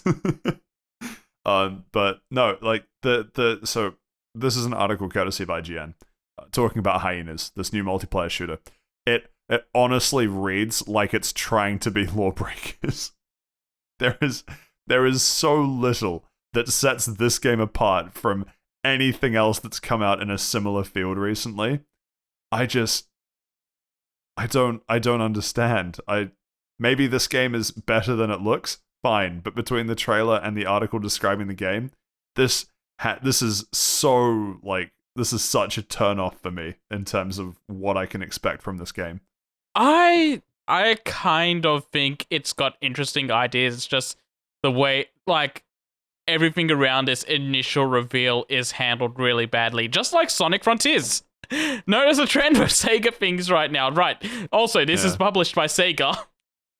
Anyway, the ideas on here are interesting to me. It's like a objective based shooter where your goal is to loot the most money in the rounds, and it's got PvE elements. It's also got PvP elements. So there's 15 players in the game, split up into multiple teams of 3. And there's AI in the game that are like protecting all the loot as well.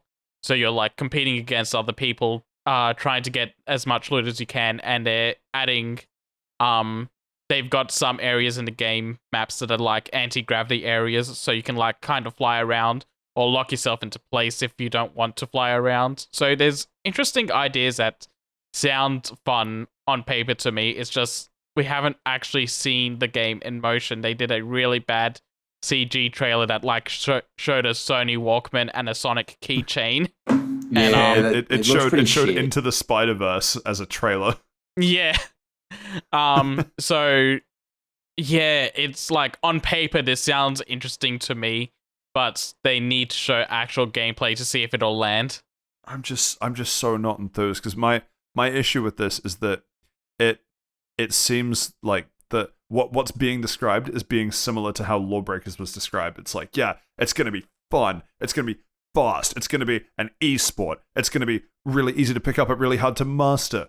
And it's like all these things that make you think that you really want it. And then you look at what the result is and you're like, well, this is shit. I'm also wondering if this is like Sega's super game idea they were thinking of, like the game that's going to rival other like live service games, and Oh hell yeah! it Let's very just much make it a looks live like service as well. Yeah, it very much looks like it'll be heavy live service on this. Yeah, can't wait to stick $30,000 into multiple premium battle passes for a skin that makes my character a different shade of color. Hopefully it makes me an anime Honestly, girl. cannot wait. That's what I want. The skin I want. But wait, there's more because there's so much new and engaging gameplay. Like characters can be action focused.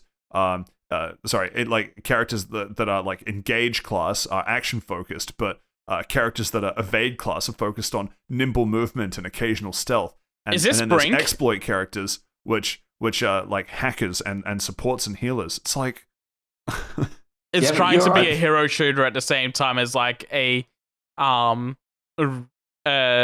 objective based shooter. I guess you combine hero shooters with objective based stuff as well, like Overwatch. It sounds well. That's what I'm thinking. It sounds Overwatchy, right? It sounds not just Overwatchy. It sounds like the Battleborn. It sounds like Battleborn. Yeah, Because that was very Battleborn. objective based. Yeah. My problem is everything in here that's designed to hype me up. I think, oh, I've seen that done in a game that absolutely crashed and burned multiple years ago. So I hope I'm wrong. I want to be wrong. I don't want a game to fail out of spite, but I see this and all I see are red flags. that's completely fair. I want to see an actual game of this be played before I say it's a red flag for me, because on paper all these ideas sound interesting to me. Well, that's all I have to say about this. Anything more from you two? No, that's about it for me as well. No, not really. I'm not going to get it. Probably not, actually. It'll probably be free to play. Yeah, I was just thinking it's probably the Apex Legends model, honestly, or the Overwatch 2 model, because again, it's been done before. Anyway, next up on the list, Lego Brawls. Now, this one, I really feel like I should know more about it than I do, given that this was first launched in Apple Arcade like 3 years ago. I've never heard of this game. Yeah, me either, until recently when they announced the console versions. Yeah. Okay, so for those following along at home, so we started off with Smash Brothers, and then we had Nickelodeon All Stars, and then we have the All Star. Don't forget Multiverses. Don't forget Multiverses, big fella. You weren't in that beta with us. Yes, I was. Were you? Patrick and I played a game together, and it was absolutely horrid for him because the rollback wasn't working. So or maybe the rollback was working too well, and it kept rolling him back. Bro, I was playing in a different, like, not even a different time zone, because we are in different time zones. I was just playing in like a different year. That's good, eh? Maybe every action would take like half a second to a second to complete. Oh, oofed. Good thing mage characters don't require skill, am I right, fellas? Bugs Bunny out here clutching it. Just throw everything at the screen and hope it lands. But anyway, so this Lego Brawlers is much in that Smash. But it's also an objective-based one, from what I can tell. Like, they've got game modes that are like capture the flaggy sort of things, which is really weird. I know capture the flag, like control points, King of the Hill. So that's the best game mode, to be honest. In all multiplayer games, it's always the best. King of the Hill's usually pretty fun. Yeah, but what do you reckon? You fellas gonna get it? Probably not. Oh, I just wanted to throw this on here because, like, did anyone really think of Lego doing a Smash clone? It sounds like something that would have made sense to do, but it's just like I didn't ever consider this being a thing. But I never would have thought that Nickelodeon would have done a Smash clone without voice actors. Well, I wouldn't have thought that Warner Brothers would have done. Would have done a Smash clone that specifically fucks up a Patrick's internet connection. Yeah, I feel it. They did have. They heavily relied on the Ultra Instinct Shaggy meme. Yeah, there literally is going to be Shaggy versus fucking Superman. Like those were memes 3 years ago, and man, here we are. We do live in a society. Imagine if Multiverses gets Goku. Oh, imagine if Multiverses gets Sora. I was fucking. Were you gonna say it? The prime Disney character. Yeah, no, I was about. You took the words right out of my mouth. Sora should just be in all the Smash clones. Right there, Steve. Maybe better luck next time. But it's gonna be faster. Thanks. If you had rollback, you would have gotten it. If you had rollback, you might have been able to make the joke a frame before you did. It's true. Anyway, I don't think there's too much more to add to Lego Brawls. I do want to say, though, that the customization is pretty interesting because it's just based on Lego sets sort of thing. So you can keep adding, like, all these different types of Lego accessories and different, like, Lego heads, Lego bodies. So, like, making a character out of Lego is a pretty neat idea. Well, I mean, it's a Lego game, though. But I mean, like, customizing your Lego character into, like, the Lego figure you want it to be is interesting. Isn't that me? Okay. I typically am fine with the color of my character when I play Smash. I don't need the crazy Sims level customization for the character that's about to get rolled like by color some editors. 15-year-old online, but I wish more fighting games had color editors. They're very fun, and it makes it like your character when you're doing it. Meh, I don't know. Speaking of color editors, I realized Josh isn't here to talk about how much he loves Mario Strikers. You have to stay tuned for that for next week. Do you think also, he played while it? I think of it, no, he definitely played it. He made his feelings very clear, and he loves it. I thought he wasn't going to get it because it was just a Rocket League clone. Patrick did a very good job of convincing him right before the podcast because last week he said he already bought it. True. Piece of shit. Also, random thing throwing into the news, just because we sort of touched on it last week. One of the favorite things that came out of all of the giant lists of games that we had was Cult of the Lamb for me. The demo is available on Steam. I played the demo. I really enjoyed what I played, so I bought the full game. Hey, Oh, is it out or is it just pre-order? No. So, full game comes out either end of July or end of August. I don't remember which is which. Okay. 'Cause there are a few things on the list. I think it might have been end of July, but the demo is available now. Yeah, I might have downloaded the demo. I just haven't gotten around to playing all those demos yet. Yeah, I really enjoyed what I played, so I'm happy to drop I think it was like 35-ish, or might have been 40. Half a Dragon Ball Breakers. So. True, and not even anime, so we'll have to wait and see. Anyway, moving back to perhaps more relevant news, who knows? The .hack series. Never heard of it. Someone tell me about it. So do you know Sword Art Online? Yes. It is a RPG series that heavily predates Sword Art Online and is basically that. It is very good. The original ones came out on like the PlayStation 2, I believe. I mean, it's 20th anniversary, so probably. Yeah. I went and played actually last year before last. I went and played them through the GU.hack. I think that's the second games. trilogy. Yeah, it's quadrilogy now. They made a new one. That's right.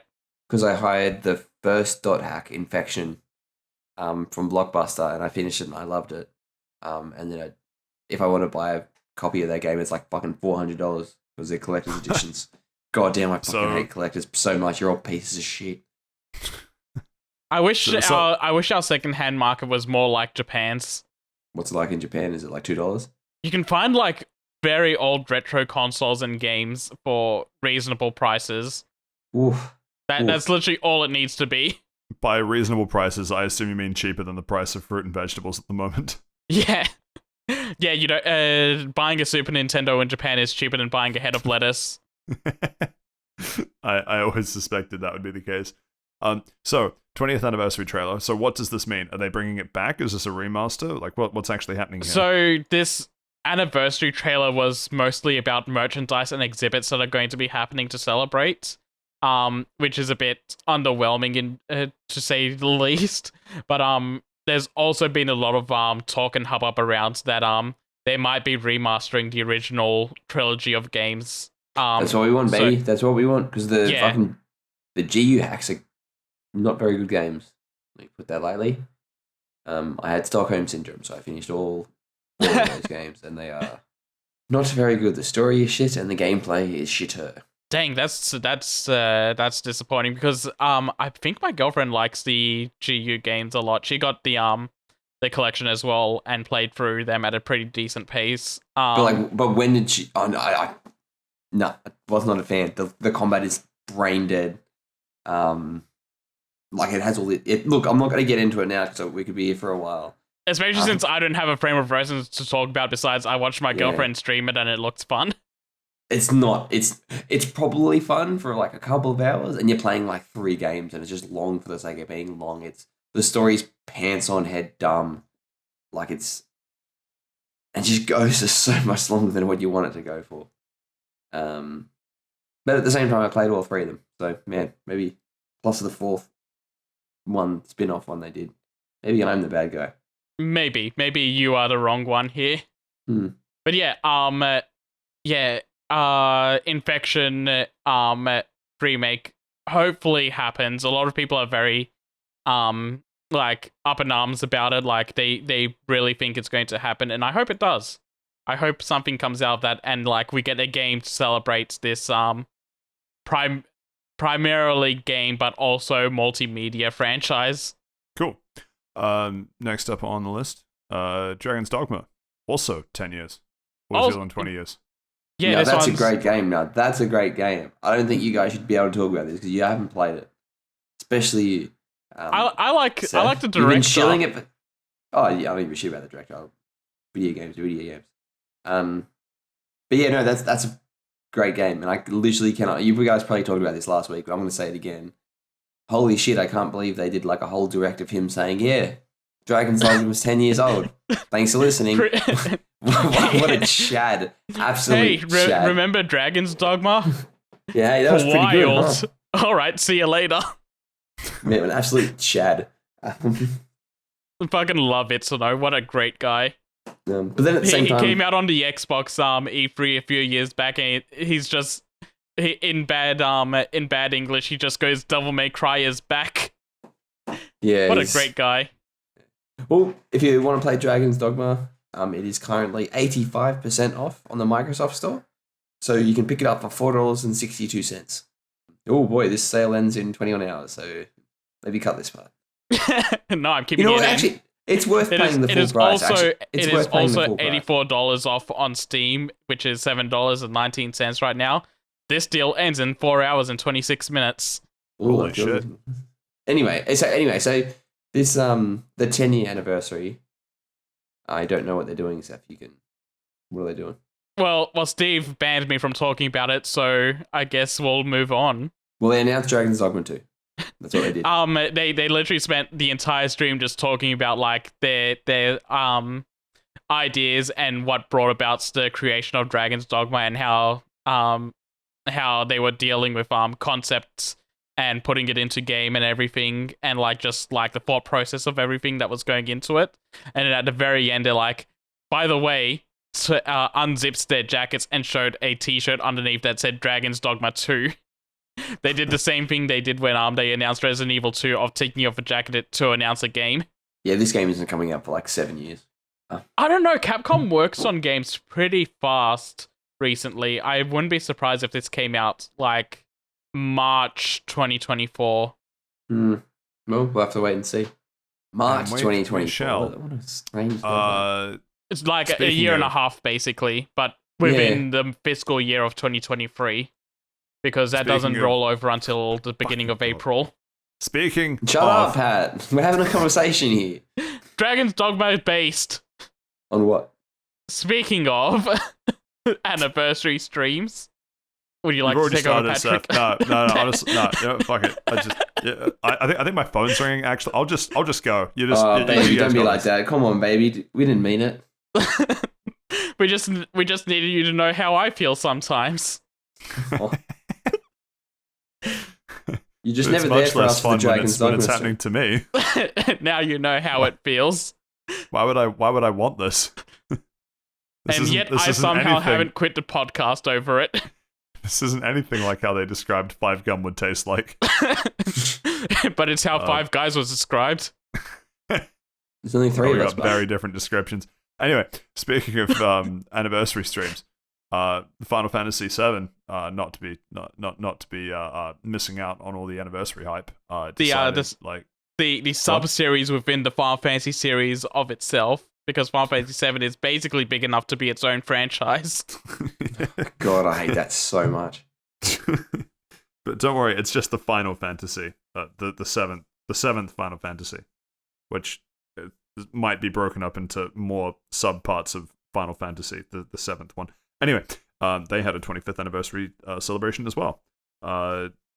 Few things talked about / announced. I assume that's part of what all of the sort of remake chat was. No, they just kind of came up, said, "Remember Final Fantasy VII? Man, what a wild game. All right, see you later." Remember how we said it was crazy because the shirt that he was wearing said Final Fantasy VII's getting more remakes. Yeah. I don't. Well, I enjoy Final Fantasy VII, whichever version of it I've played. I actually don't remember which version that is anymore. But does someone that's not me want to talk about whether or not they're actually excited for bits that have been announced? I am super excited about all the Final Fantasy news we got today. So I'll just run down the list. So first of all, Final Fantasy VII Remake is... the list. Final Fantasy VII Remake is officially free from the Epic Game Store and is being released on Steam, and it also has Steam Deck support. Don't care, not on Xbox, didn't ask. I don't know what the Steam Deck support looks like yet. I need to see that for myself, but I assume it's not that great. What does the Xbox support look like? Man, fuck, you put a PlayStation 4 or PlayStation 5 disc in, and it says, please put in an Xbox game disc. That is your Final Fantasy VII Remake experience on Xbox. I'm sorry. We got merchandise. Spend more money on Final Fantasy VII products. Season 3 of the Battle Royale game was announced. They're releasing another class. Who cares? Nobody asks. Final Fantasy VII Ever Crisis is going into closed beta. This is kind of the Final Fantasy VII remake people wanted because it's a more faithful remake of the original game, but it's also covering like the entire extended universe. They've shown off little bits and pieces of the Crisis Core story in there, and I think Dirge of Cerberus, maybe. Not 100% sure, but it's going to be covering multiple entries of the Final Fantasy VII saga. That's going to be going into closed beta sometime this year, and there might be potential story changes because we see a younger Sephiroth in the trailer as well. Sorry, do you mean Celine Dion? What was that? Celine Dion. You said Sephiroth. I think you meant Celine Dion. No, I'm pretty sure I meant Sephiroth. There's only one pretty long-haired white anime boy in my heart. Celine Dion. Final Fantasy VII Crisis Core is getting a remake called Final Fantasy VII Crisis Core Reunion. That's coming out. So it's in the trailer because it's North American. It says winter, but for Australian viewers, that'll be summer sometime. Could be December this year. Could slip into January, February time. That looks really good. I like Crisis Core a lot, so I'm excited for this. Do you have any thoughts on this, Steven? Is it in Crisis? But no, actually, honestly, not really. Oh, okay. I thought you might have played Crisis Core. No, I did play Final Fantasy VII, the original, well, not the original one, the Final Fantasy VII they put onto the Xbox Game Pass. I played that like 2 years ago. Yeah, that's the original game. Yeah, I think they did a couple of changes to it, Yeah, they like added in a fast forward feature and stuff like that. That fast forward feature, man. You don't realize playing those games, like older games like that there is no place in this universe for random battles. They like random encounters. It doesn't fucking make sense. It's shit. It ruins the on a pacing. world map, it makes sense. No, it doesn't. Have the monsters up. There's no reason to have them.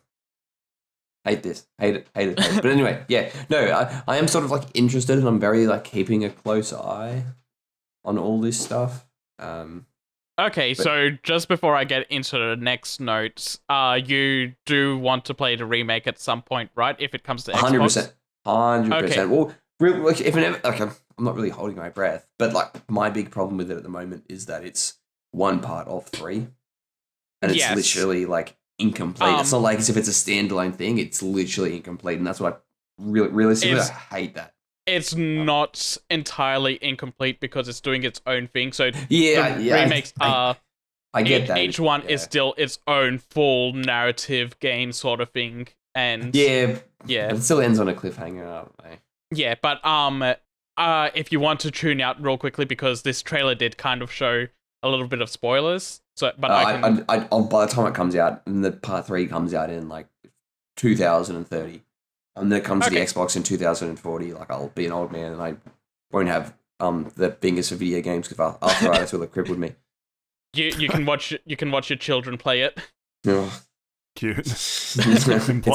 Implying that he's going to have children and not remain in this economy, like the true John Halo. Based. Anyway, Final Fantasy VII Rebirth, which is going to be the second part of the remake trilogy, got announced. Actually, showed a trailer for it. Not a lot was shown, but we basically saw that that it looks like the game's going to begin with the calm flashback from the beginning, from like after you leave Midgar in the original Final Fantasy VII, which is Cloud explaining to the rest of the party how he knows Sephiroth and what happened to him 5 years before the game's events. But they also show little bits of snippets of Zack carrying Cloud to Midgar, continuing on the story that they cliffhangered at the end of the remake. The Crisis Core reunion thing, that's coming to Xbox, so we made it. Yes, that is. We're very close. That's coming to everything. It's even coming to Switch. Ooh. Hopefully by cloud streaming. God, hopefully not. No one deserves that. I said hopefully via cloud streaming. God, that's all I want in life, honestly. So the joke there is that because the main character of Final Fantasy VII is called Cloud. That's People have really made funny. that joke multiple times and it's never funny. I will continue to make that joke. I hope he's not in Strife. We also got that's funny because multiple, Cloud's last name is Strife. And I'm just for all the people that haven't played Final Fantasy VII at home. What a name. My heart will move on. You see, which is funny because that references Celine Dion's greatest single. We also got multiple messages from the directors and producers of the game, basically saying that that they decided on doing a trilogy, and that, like most trilogies, Rebirth is going to be like based on the all-time greats that are like what you expect a second part of a trilogy to be, which kind of sounds like what you expect from like Empire Strikes Back or Terminator 2, I guess, where things are starting to get to the lowest point. So the characters, like, by the end of this game, the characters will probably be like at their lowest point in the story arc, and they'll need to rise up above some God, I'm blanking on the word. But it'll probably go up to when. Are we allowed to say Final Fantasy VII spoilers? Or we? Yeah, go ahead for Final Fantasy VII spoilers. Yeah. It probably goes up to when like Cloud like skitters out as in like a wheelchair. I think it's going to be just before that, where he gives Sephiroth the black materia at the Northern Crater. Because right after that, the weapons wake up, everyone gets separated, and then like you're not in control of Cloud for a while, and you got to go find him, and then that's when you find him in the wheelchair. Yeah, that's a good point actually. Yeah. So Man, I think that's such a good story. Yeah, 7's great. Yeah, they don't make them like they used to. Yeah. It's they Ares also is it Ares or Aerith? I always forget. Aerith. But Aerith. So it's Ares dying for me. Yeah, Ares is the original game's translation for it, but the localization, yeah, but the localization was scuffed, like really badly. They're also saying that they're trying to get the second parts out 2 years after the original, which is a weird thing to say, but now I've realized that they probably mean like 2 years fiscally, because this is probably going to release at the beginning of 2024 as well, because they put at the end of the trailer they said it'll be releasing next winter, which should cover next December to February. So they're probably talking about fiscal years and not like actual years, because the original came out 2021, I think. That was 2020. No, it was 2020. Oh no, they said 3 years. 3 years, my bad. So maybe the next part will be another 3 years after that. Yeah, don't hold your breath. They got a lot of Final Fantasy VII projects to do. They do. They got so many things in the pipeline for 7. You're right. Expecting... You're right. It's its own franchise at this point. Like, there's that Battle Royale game they've got on mobile. That Final Fantasy Kart. That was the Chocobo Racer thing, but whatever. Yeah, and Crisis Core, I expect, will have some change in that game for the remake. That'll tie it into the remake series as well. It has to. But yeah, very exciting time for Final Fantasy VII fans. I'm very excited for everything they did, except for the Battle Royale. No one cares about that. Well, I'm done. I'm happy to move on. My Final Fantasy VII Cup runneth over, as they say.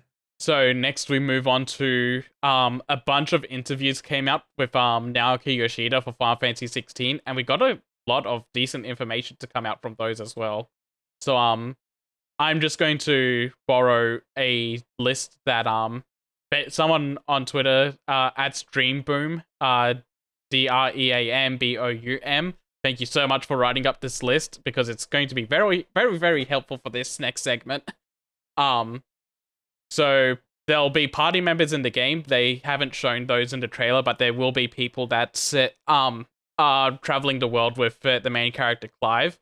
They will not be controllable though. They'll be controlled by AI, and I believe you can like issue orders to them and make them use like Final skills Fantasy and stuff. 15. Yeah, Final Fantasy 15. Pretty baby. similar to Final Fantasy 15. But they might do the Final Fantasy 14 thing where during certain story segments you'll control another party member instead of playing as Clive and see something from their perspective when Clive isn't around. So that's also an interesting take. That's something they added into Final Fantasy 14 right before Shadowbringers came out, and a lot of people love that feature. It's not going to be an open world game, but there'll be large areas that you can kind of explore. And in particular, 4 of these areas are going to be very, very big. But if you want to play it in like a just point A to point B destination, just kind of explore, go through the story, don't explore too much. You can definitely play in that way, but it's also got side quests and hunt systems and other small bits and pieces for you to kind of like explore the world and kind of like soak in everything and take it at your own pace, which is kind of my preferred method. This is like the Final Fantasy 12 method of Yeah, it does world seem design. like, yeah, that'll be pretty good. Yeah. There'll be a skill tree. There's going to be a skill tree for each icon, and you can respec each build as you want. Yeah, it's RPG. Yep. Summon fights are going to be varied. So we saw, even in terms of UI, they'll be varied. They didn't really show that off in the trailer because they didn't want to give too much away. But yeah, they said that like some fights might be 3D shooter-ish, some might be like a pro wrestling match, some might be like a big war battlefield, and these are all fully playable. So yeah, it's just that's an interesting thing to me, like handling all the different summons as different styles of games and styles of fights. What do you guys think? I have no thoughts. Yeah, I have no thoughts as well. This is just where are the videos? Like they can say this, they can say that. Where are they? Yeah, I'll wait till it comes out. Like I'm keen for it, but fair enough. They also mentioned that when you're fighting summons, you can also fight them as like humans. Fight them while you're human-sized, before fighting them as like a big kaiju fight, which is funny to think about to me. it's sort of like a bit like Monster Hunter. A little bit, but more of a giant scale than Monster Hunter has. Yeah. They're not doing an extended like universe like Final Fantasy 15 did, so there's no movies, no reading material. It's just everything will be in the game, and the story will be fully complete within the game itself. These interviews had a lot of targeted attacks at Final Fantasy 15 as well. It's not targeted. It just seems like they know where they went wrong with Final Fantasy 15. They've used it as like it's not even like the director was saying he hated 15 himself. He said he was a fan of the game, but there was a lot of fan inputs about like their impressions of 15, like how 15 was handled. And like even some fans are saying they didn't like Final Fantasy 15, so they haven't even bothered to look at trailers for Final Fantasy 16. Yeah, people say that all the time, and then it comes out and everybody loves it, and they all play it. Yeah. Same thing with like Elden Ring. That came out and everybody loved it, and then everybody bought it. And then people were trying to make bad headlines out of it, saying, "Oh, look, the player base is dropping," and it's like, yeah. Everyone finished the game. Yeah, because literally, now show the all-time peak. Like, it does make sense. But, but it is sort of good that they acknowledge what, because Final Fantasy 15, like, while I enjoy it, it has a whole bunch of problems around its extended universe and the story in the game itself. Yeah, and you can definitely tell there are bits where it's like, oh, something else should have been there. It's missing. And the DLC was shit as well. Very short, and they cut DLC, and they were trying to do DLC was also the things that felt like they specifically cut content out of the game to make around that. Yeah, like, Prompto got pushed off a train. Wonder what happens to him for the next 3 chapters. Yeah, and he comes back and he's like, yeah, cool, I'm better with how I feel about myself. I'm like, didn't ask, big fella, but all the best for you. Yeah. And Gladiolus is just like, oh, hey, I feel really bad about how I handled that fight. I'm going to go do my training arc DLC. Yeah. And then he comes back and he's got covered in scars. He's like, how was it? Nah, it was okay. Yeah. And then Ignis is like, hey, I'm blind now. Oh, shit. How did that happen by my DLC? But yeah, no, fuck, Ignis's DLC. Now we're doing Ignis's DLC is actually very good. That's the best one by far. Yeah. But then it also started a trend of them like being very afraid of the ending they wrote for 15 and started making alternate endings, and it's like, yeah, guys, you're ruining the one thing I actually liked about the game. Fucking coward. Yeah. Anyway, back on 16. The Kingdom Hearts team has been helping the main team with combat and boss battles, which is a good choice because the Kingdom Hearts team does pretty good jobs with action gameplay, and this is like the 16's team first time tackling a single player game, I think. So, like every good Final Fantasy game, there was a super technological civilization that collapsed 15,000 years before the events of 16, and you'll find the ruins of those civilizations as you explore the world. 1,500 years. Yeah, 1,500 years. 15,000 would be like... A little too much. Yeah, it's too much. Yeah, that would be kind of insane. It should have been 1,600 years, though. True. They confirmed that there'll be 2 time skips in the game, so you'll play as Clive while he's a teenager, and while he's in his 20s, and while he's in his 30s. There'll be a story mode of the game, like in terms of difficulty, where you'll have accessories that help tone down the combat, so you can just kind of go at the story at a good pace. There'll be an action mode for people that enjoy action gameplay and get a challenge, and then after you beat the game, they'll unlock a hard difficulty. Here is the thing that will very, very heavily annoy Steve and would have made Josh rage. Apparently, there will be a DMC style score system in stages. Yeah. Oh, I thought you would have been more annoyed by that. This is all what they're saying. Let's sort of wait. And see how they handle it. This is the summary of what the developers have said, literally to sell the game. Let's wait. Fair enough. Because been promised a lot of things before. There will be a photo mode included into the game. I'm shocked. Yeah. I think the most useless things. Garbage. I like photo modes. They're kind of fun. Literally a screenshot button. I got yeah, it is. But I also had fun with Spider-Man Miles Morales taking photos with the cat backpack. Yeah, well, power to you, I guess. I'm not going to tell you how you had fun, but bloody Monster Hunter World actually weaponized the photo mode, where it became a progression thing to take photos in photo mode of things in the world. Rise did that as well, didn't it? Shit, maybe, but World it did it extensively. And admittedly, there were a couple of cool moments, but at no point have I thought, oh, there's this cool moment happening in front of me. I'm going to pull out my camera and take a photo of it. This camera that I've already taken off my hotbar. Yeah. A thing that I kind of like in terms of like how they're handling the development of the game is that 16 started development with 4 people just going out and hashing out ideas just to 100% clarify what they wanted the game and story to be. And then once they got that vision nailed down, that's when they started putting the team together to actually make the game. So you could say that we're about to witness their Final Fantasy. Yeah, finally.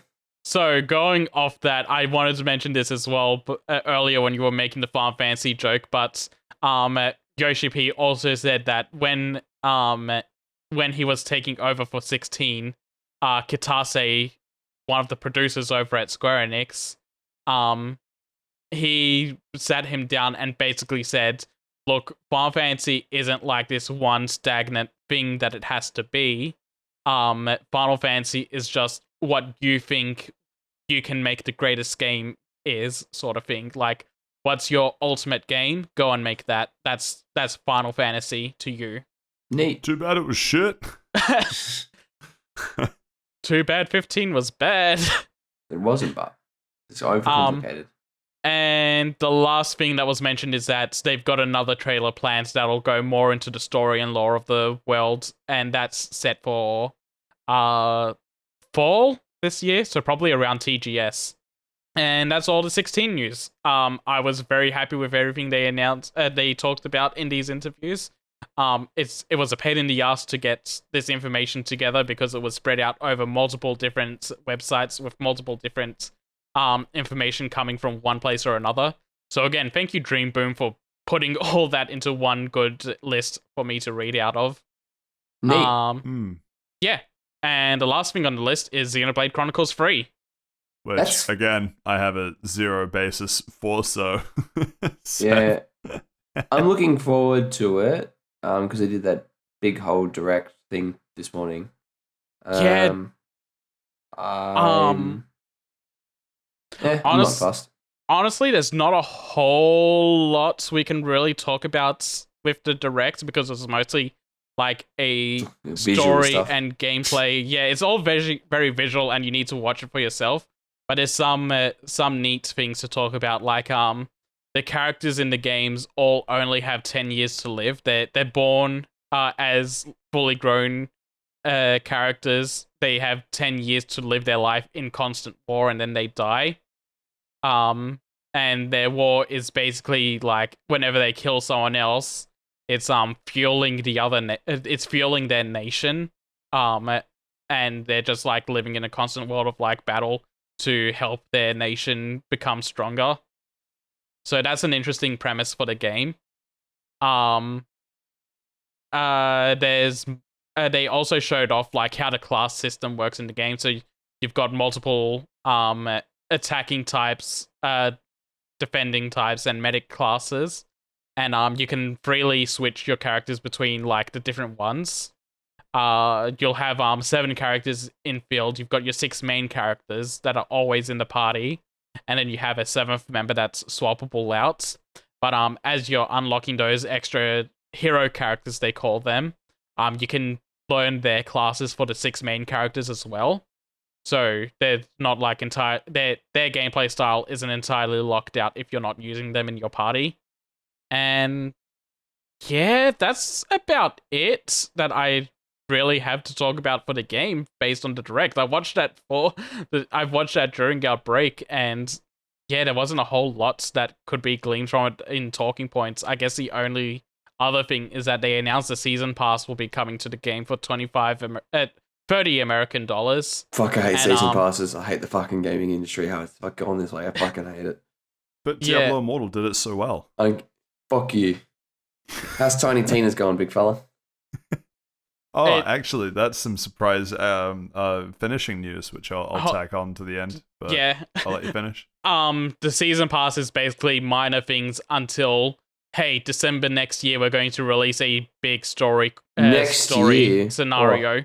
Yeah, December next year, they're going to slowly roll out a bunch of things that are like very minor, like challenge mode stuff or side quests or like new hero characters to add to your party. But yeah, nothing major is coming from the season pass until that major story scenario comes out next year.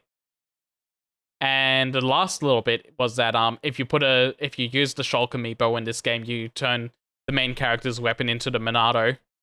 And that's it. 25-minute direct summed up in, 5 minutes? Thereabouts. So, the final piece of news that we're going to touch on. Speaking of Tiny Tina's Wonderlands, praise be. It's finally getting actual DLC in the form of a 7th playable class announced, which is really cool. It's not coming as part of the 3rd DLC pack, which was also announced. It's coming as part of the 4th DLC pack. But the 3rd DLC pack was announced. It's called the Molten Mirrors, which I'm 99% sure is that sounds like another chaos mode thing. Yep, I'm already just convinced that that's the case. However, the 7th playable class will be I don't know. It's not even a nice change. It'll just be nice. It's great that I've spent $35 on Season Pass DLC to get a 7th playable class, because that's really all I've got out of it so far. The other big announcement is that it has finally finished its exclusivity window with Epic Games, and it's coming to Steam. Oh, nice. It's finally releasing on PC properly. Very good. Yep. So, a bit of a mixed bag of news. Really wish they would do other DLC. I got one more thing I want to add on at the very end of this, just as a joke gag. We started with a joke, we should end with a joke. Well, we're ending with Tiny Tina DLC, but no, I suspect, I don't know if this is true, this is entirely rumor based, but they didn't do any extra playable class in Borderlands 3, because to develop an all new class and balance all the skills and everything is very development intensive. So they did it, obviously, with like Krieg and Gage and stuff in Borderlands 2. I don't know if they did it in pre-sequel or not, but they specifically said they weren't going to do it in 3. And so, as part of Season Pass 2 / the DLC pack, they gave everyone an extra character tree instead. And that was pretty good. That spiced stuff up a bit. I have a sneaking suspicion they were never going to do a 7th class, but because of how badly all of the DLC for Season Pass 1 has been received, someone at Gearbox was like, hey, we need to do something. Yeah, Because I feel like not very popular. I feel at the like moment. if they were to do a 7th playable class, I feel like if that was always the intention, they would have announced it before now. But the fact that we're now on DLC Pack 3, and I still don't understand how anyone at Gearbox looked at Tiny Tina's and went, you know what they're going to really like it as like end game content? More of the same. Yeah. So the fact that the 7th playable class isn't even available as part of DLC Pack 3, DLC Pack 4, I'm so like in the rumor mill assuming that this was done because of some hastily cobbled together meetings after how abysmally DLC 1 was received. And damn fucking right, because currently Season Pass 1 is only good for the 7th playable class. I don't know anyone that would want to go out of their way to pick up any of the DLC otherwise, but that's all I'll say about Tiny Tina's. I'd still recommend buying it on Steam, just don't touch the Season Pass. Maybe pick up the 7th playable character if you can, but That's good advice. Don't fucking touch the Season Pass. What was your final joke gag thing? So I don't remember if we talked about it last week, but there was a glitch in the US PSN where Tekken 2 came out for $10,000 US. Uh-huh. Now that Tekken 2 has hit the Australian door, it is not that much, but it's 600 Australian dollars. Oh, that's much more affordable. Much more affordable. Maybe someone will buy it for me. You can emulate it, big fella. It's free. But then I don't get trophies. Well, that's how much you paying for? That's a couple $100 from the trophies. I'm achievement hunting the Mass Effect Legendary Edition at the moment. So. Oh, I 100% of that one. Which ones do you have left? I just started like last week, so I've still got heaps to go. I'm like halfway through the first one. Man, Mass Effect 1 really just does just give everybody 4 times as much health on Insanity, doesn't it? On Insanity? Yeah. Yeah. At least in 2 and 3, I vaguely remember them being like a bit smarter, like the AI. But it's literally just... Everyone just becomes a fucking bullet sponge. Yeah, and it's like... Well, at least you can't run out of ammo. Anyway, yeah, that's for a discussion for another time. Good point about the ammo, though. Very true. Underrated point. Anyway, that does bring us to the end of the news this week. I really didn't think it was going to be a bumper news section, yet Saif made sure that it was. Thank you, Saif. You're welcome. The Final Fantasy list was my power hour. It's just nothing but lists on lists on lists. I again look at the audience question and think we probably don't have time to get into a meaty philosophical question like that one. So, quick gut feeling. This is the one that I thought about doing last week, but ended up skipping over. But I think it's still relevant because we're still doing lists. Gut check. I don't think it'll require too much discussion. Something like E3. All the developers come together for a big expo versus something like, I'm not even going to say Nintendo Direct, but like something smaller scale, where like individual publishers or like individual groups go and like, go like, hey, this is the stuff that we've been working on. Obviously, we haven't had an E3 this year, so next year for sure. Yeah, next year for sure, definitely, 100%. Keep telling yourself. But which one do we think is a better format? I think a healthy mix of both is good. Like having an E3 where okay, so Summer Games Fest this year basically took E3's spot and everyone did their own usual thing.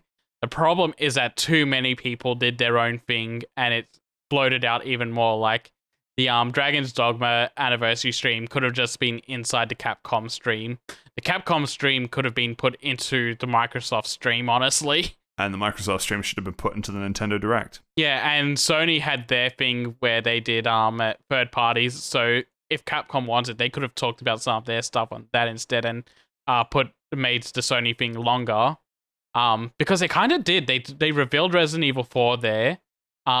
They talked about Street Fighter 6 there, and then when the Capcom stream happens, they're like, yeah, so we already talked about Street Fighter 6, so this is just a reminder it exists. Here's 3 seconds of Resident Evil 4 gameplay. Yeah. And then they filled out the rest of the time with like new announcements that they could have put in other shows. So yeah, like So I can't tell which one you're in favor of. You've described the situation. Yeah, so are you seem to be in favor of both. E3 or No. So this is where I get back on topic. So having an E3 or Summer Games Fest event is good, and I like those a lot. It's just that everyone in that specific time frame need to get their shit together and do a good schedule, and not like, oh, I have 5 announcements, I should do my own stream. But on the other hand, I do like Nintendo Direct. I do like PlayStation State of Play.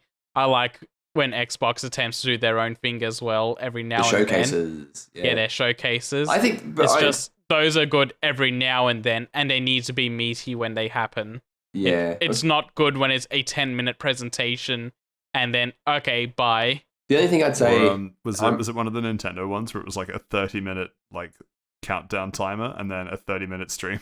Yeah. I think that was the Capcom one that happened this year. Oh, maybe. I don't know. It was one of them where it was just like the entire stream was double the length of the actual show because of the countdown. Yeah. Yeah. I will say one thing, because I'm probably more in the camp of... like, the real point of having an E3 or a Summer Games Fest in person is so that everybody can go and network and all that type of stuff. And I don't really care about that. I do like just the showcases of the videos. Yeah, because we're not there, so we can't go and play it ourselves when those happen. Like, I would like to go to E3 one day if it does come back, but then at the same time, it costs $1 million. Next year, bro. 100%. Well, it's probably just like really shit. It just smells of just unwashed bodies. And even then, it's like something big needs to happen at E3 to make it worth it. Like the last big thing I remember everyone was excited about was when they announced the 7 remake and had that big demo there, and like everyone was on board for that. Yeah, people were going fucking mental. But I'm a big fan of like what Nintendo does, how they like shadow drop direct. It's like, oh hey, check back in 2 days, we're announcing the new Pokemon game. Like I fucking love that. I really like, because I'm just excited for like 2 days going, fuck, what are they going to do? What are they going to do? And then they do something like, fuck, that was sick. I'm a really big fan of like the shadow drops. Like I hate these things like Xbox and Bethesda said they were doing their showcase literally like they said it in like April. Like, oh yeah, tune in like June. I'm like, I don't care. Like the momentum's lost. Give me that 2 day excitement. Yeah, can't wait. It does give you a lot more hype for it. Fair enough. I broadly agree with Seth. I think there's merits to both. The only other point that I'll say is that what I do like about something like E3 is that everything is sort of set to a schedule, so you know that if you're tuning into E3, you're tuning into kind of what it is that you want to watch. You know what I mean? But when everyone's scheduling their own shit, you end up with these weird political things of, oh well, if we announce something big at the same time as you know a rival announcing what they're doing, we think more people will tune into our thing, and then it just means that you know people that want to watch both get fucked because they can only watch one. Yeah, that reminds and me have to because catch up on the other one. That reminds me because I forgot to mention it in the news section, but the Final Fantasy VII anniversary and the Dragon's Dogma anniversary streams were at the exact same time, and Exactly my point. Dragon's Dogma 2 was announced at the exact same time that the Final Fantasy Crisis Core remaster was being shown off. Yeah. So that's the one advantage that something like E3 has, but at the same time, if you're like a small indie developer, E3 is your make or break moment, whereas having a more scattershot schedule means that you can try and attach to a bunch of different places to promote your game. So yeah, merits to both, but the cross scheduling thing is the one thing that I fucking hate because it's always done intentionally. But yeah, well, all I have to say on that. Any final thoughts from either of you? No, I'm good. I made my answer long-winded enough that I don't need to talk more. Yeah, they both have their merits, but it is what it is. Well, thank you to what was the name? Dan. Thank you to Dan for that question. If you Dictator Dan? What? Never mind. That's very Australian. The fuck are you? What? Look, it doesn't matter. Skip him. That joke is literally like 2 years old, and it's not funny. Anyway, if you or someone that you know has a question that you'd like us to answer, get in touch. We're on Facebook at Fast Travel Lounge, on Twitter at Fast Travel Lounge -1 of the L's, or on good old Gmail, fasttravellounge@gmail.com. If you're listening on a platform that allows you to rate, subscribe, comment, share, we suggest that you do so. Helps us with the algorithm, getting our name out there. You get to listen to Saif talk about how much he fucking loves lists and doesn't shut up about it for hours.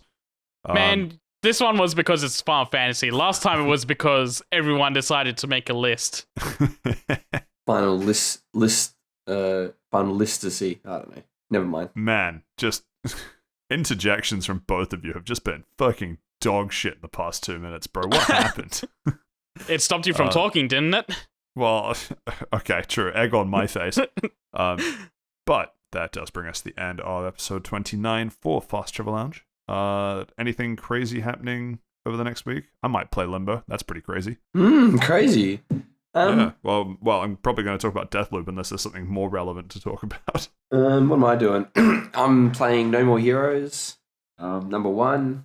I'll probably talk about that. I'm also watching Doctor Strange tomorrow. Because it's out on Disney Plus, and then you can side with the dark side, the correct way see. of viewing that it's not a very good film. Yeah, let's see. It's a film. It's one of the films of all time. It's no Morbius. It is. It is one of the films of all time. That's true. That's true. Seth, anything from you? I plan on not recording next week because Sunbreak will be out the same day we record the podcast. Oh, shit. Oh, we don't care about that. None of us actually care about Monster Hunter, do we? We've never mentioned it on this podcast. Absolutely not. Well, next week will be interesting. It'll just be Steven talking as we're all playing Monster Hunter. I have been Patrick. I've been joined by Seth and Steve, and Josh in spirit, perhaps, maybe, who knows. As I say, this has been episode 29. Thank you so much for listening, and we'll catch you next time. Goodbye. Happy birthday, my Oz Tag team, Lords of Tagtown. Sorry I couldn't make it at training, but I got you your shout out.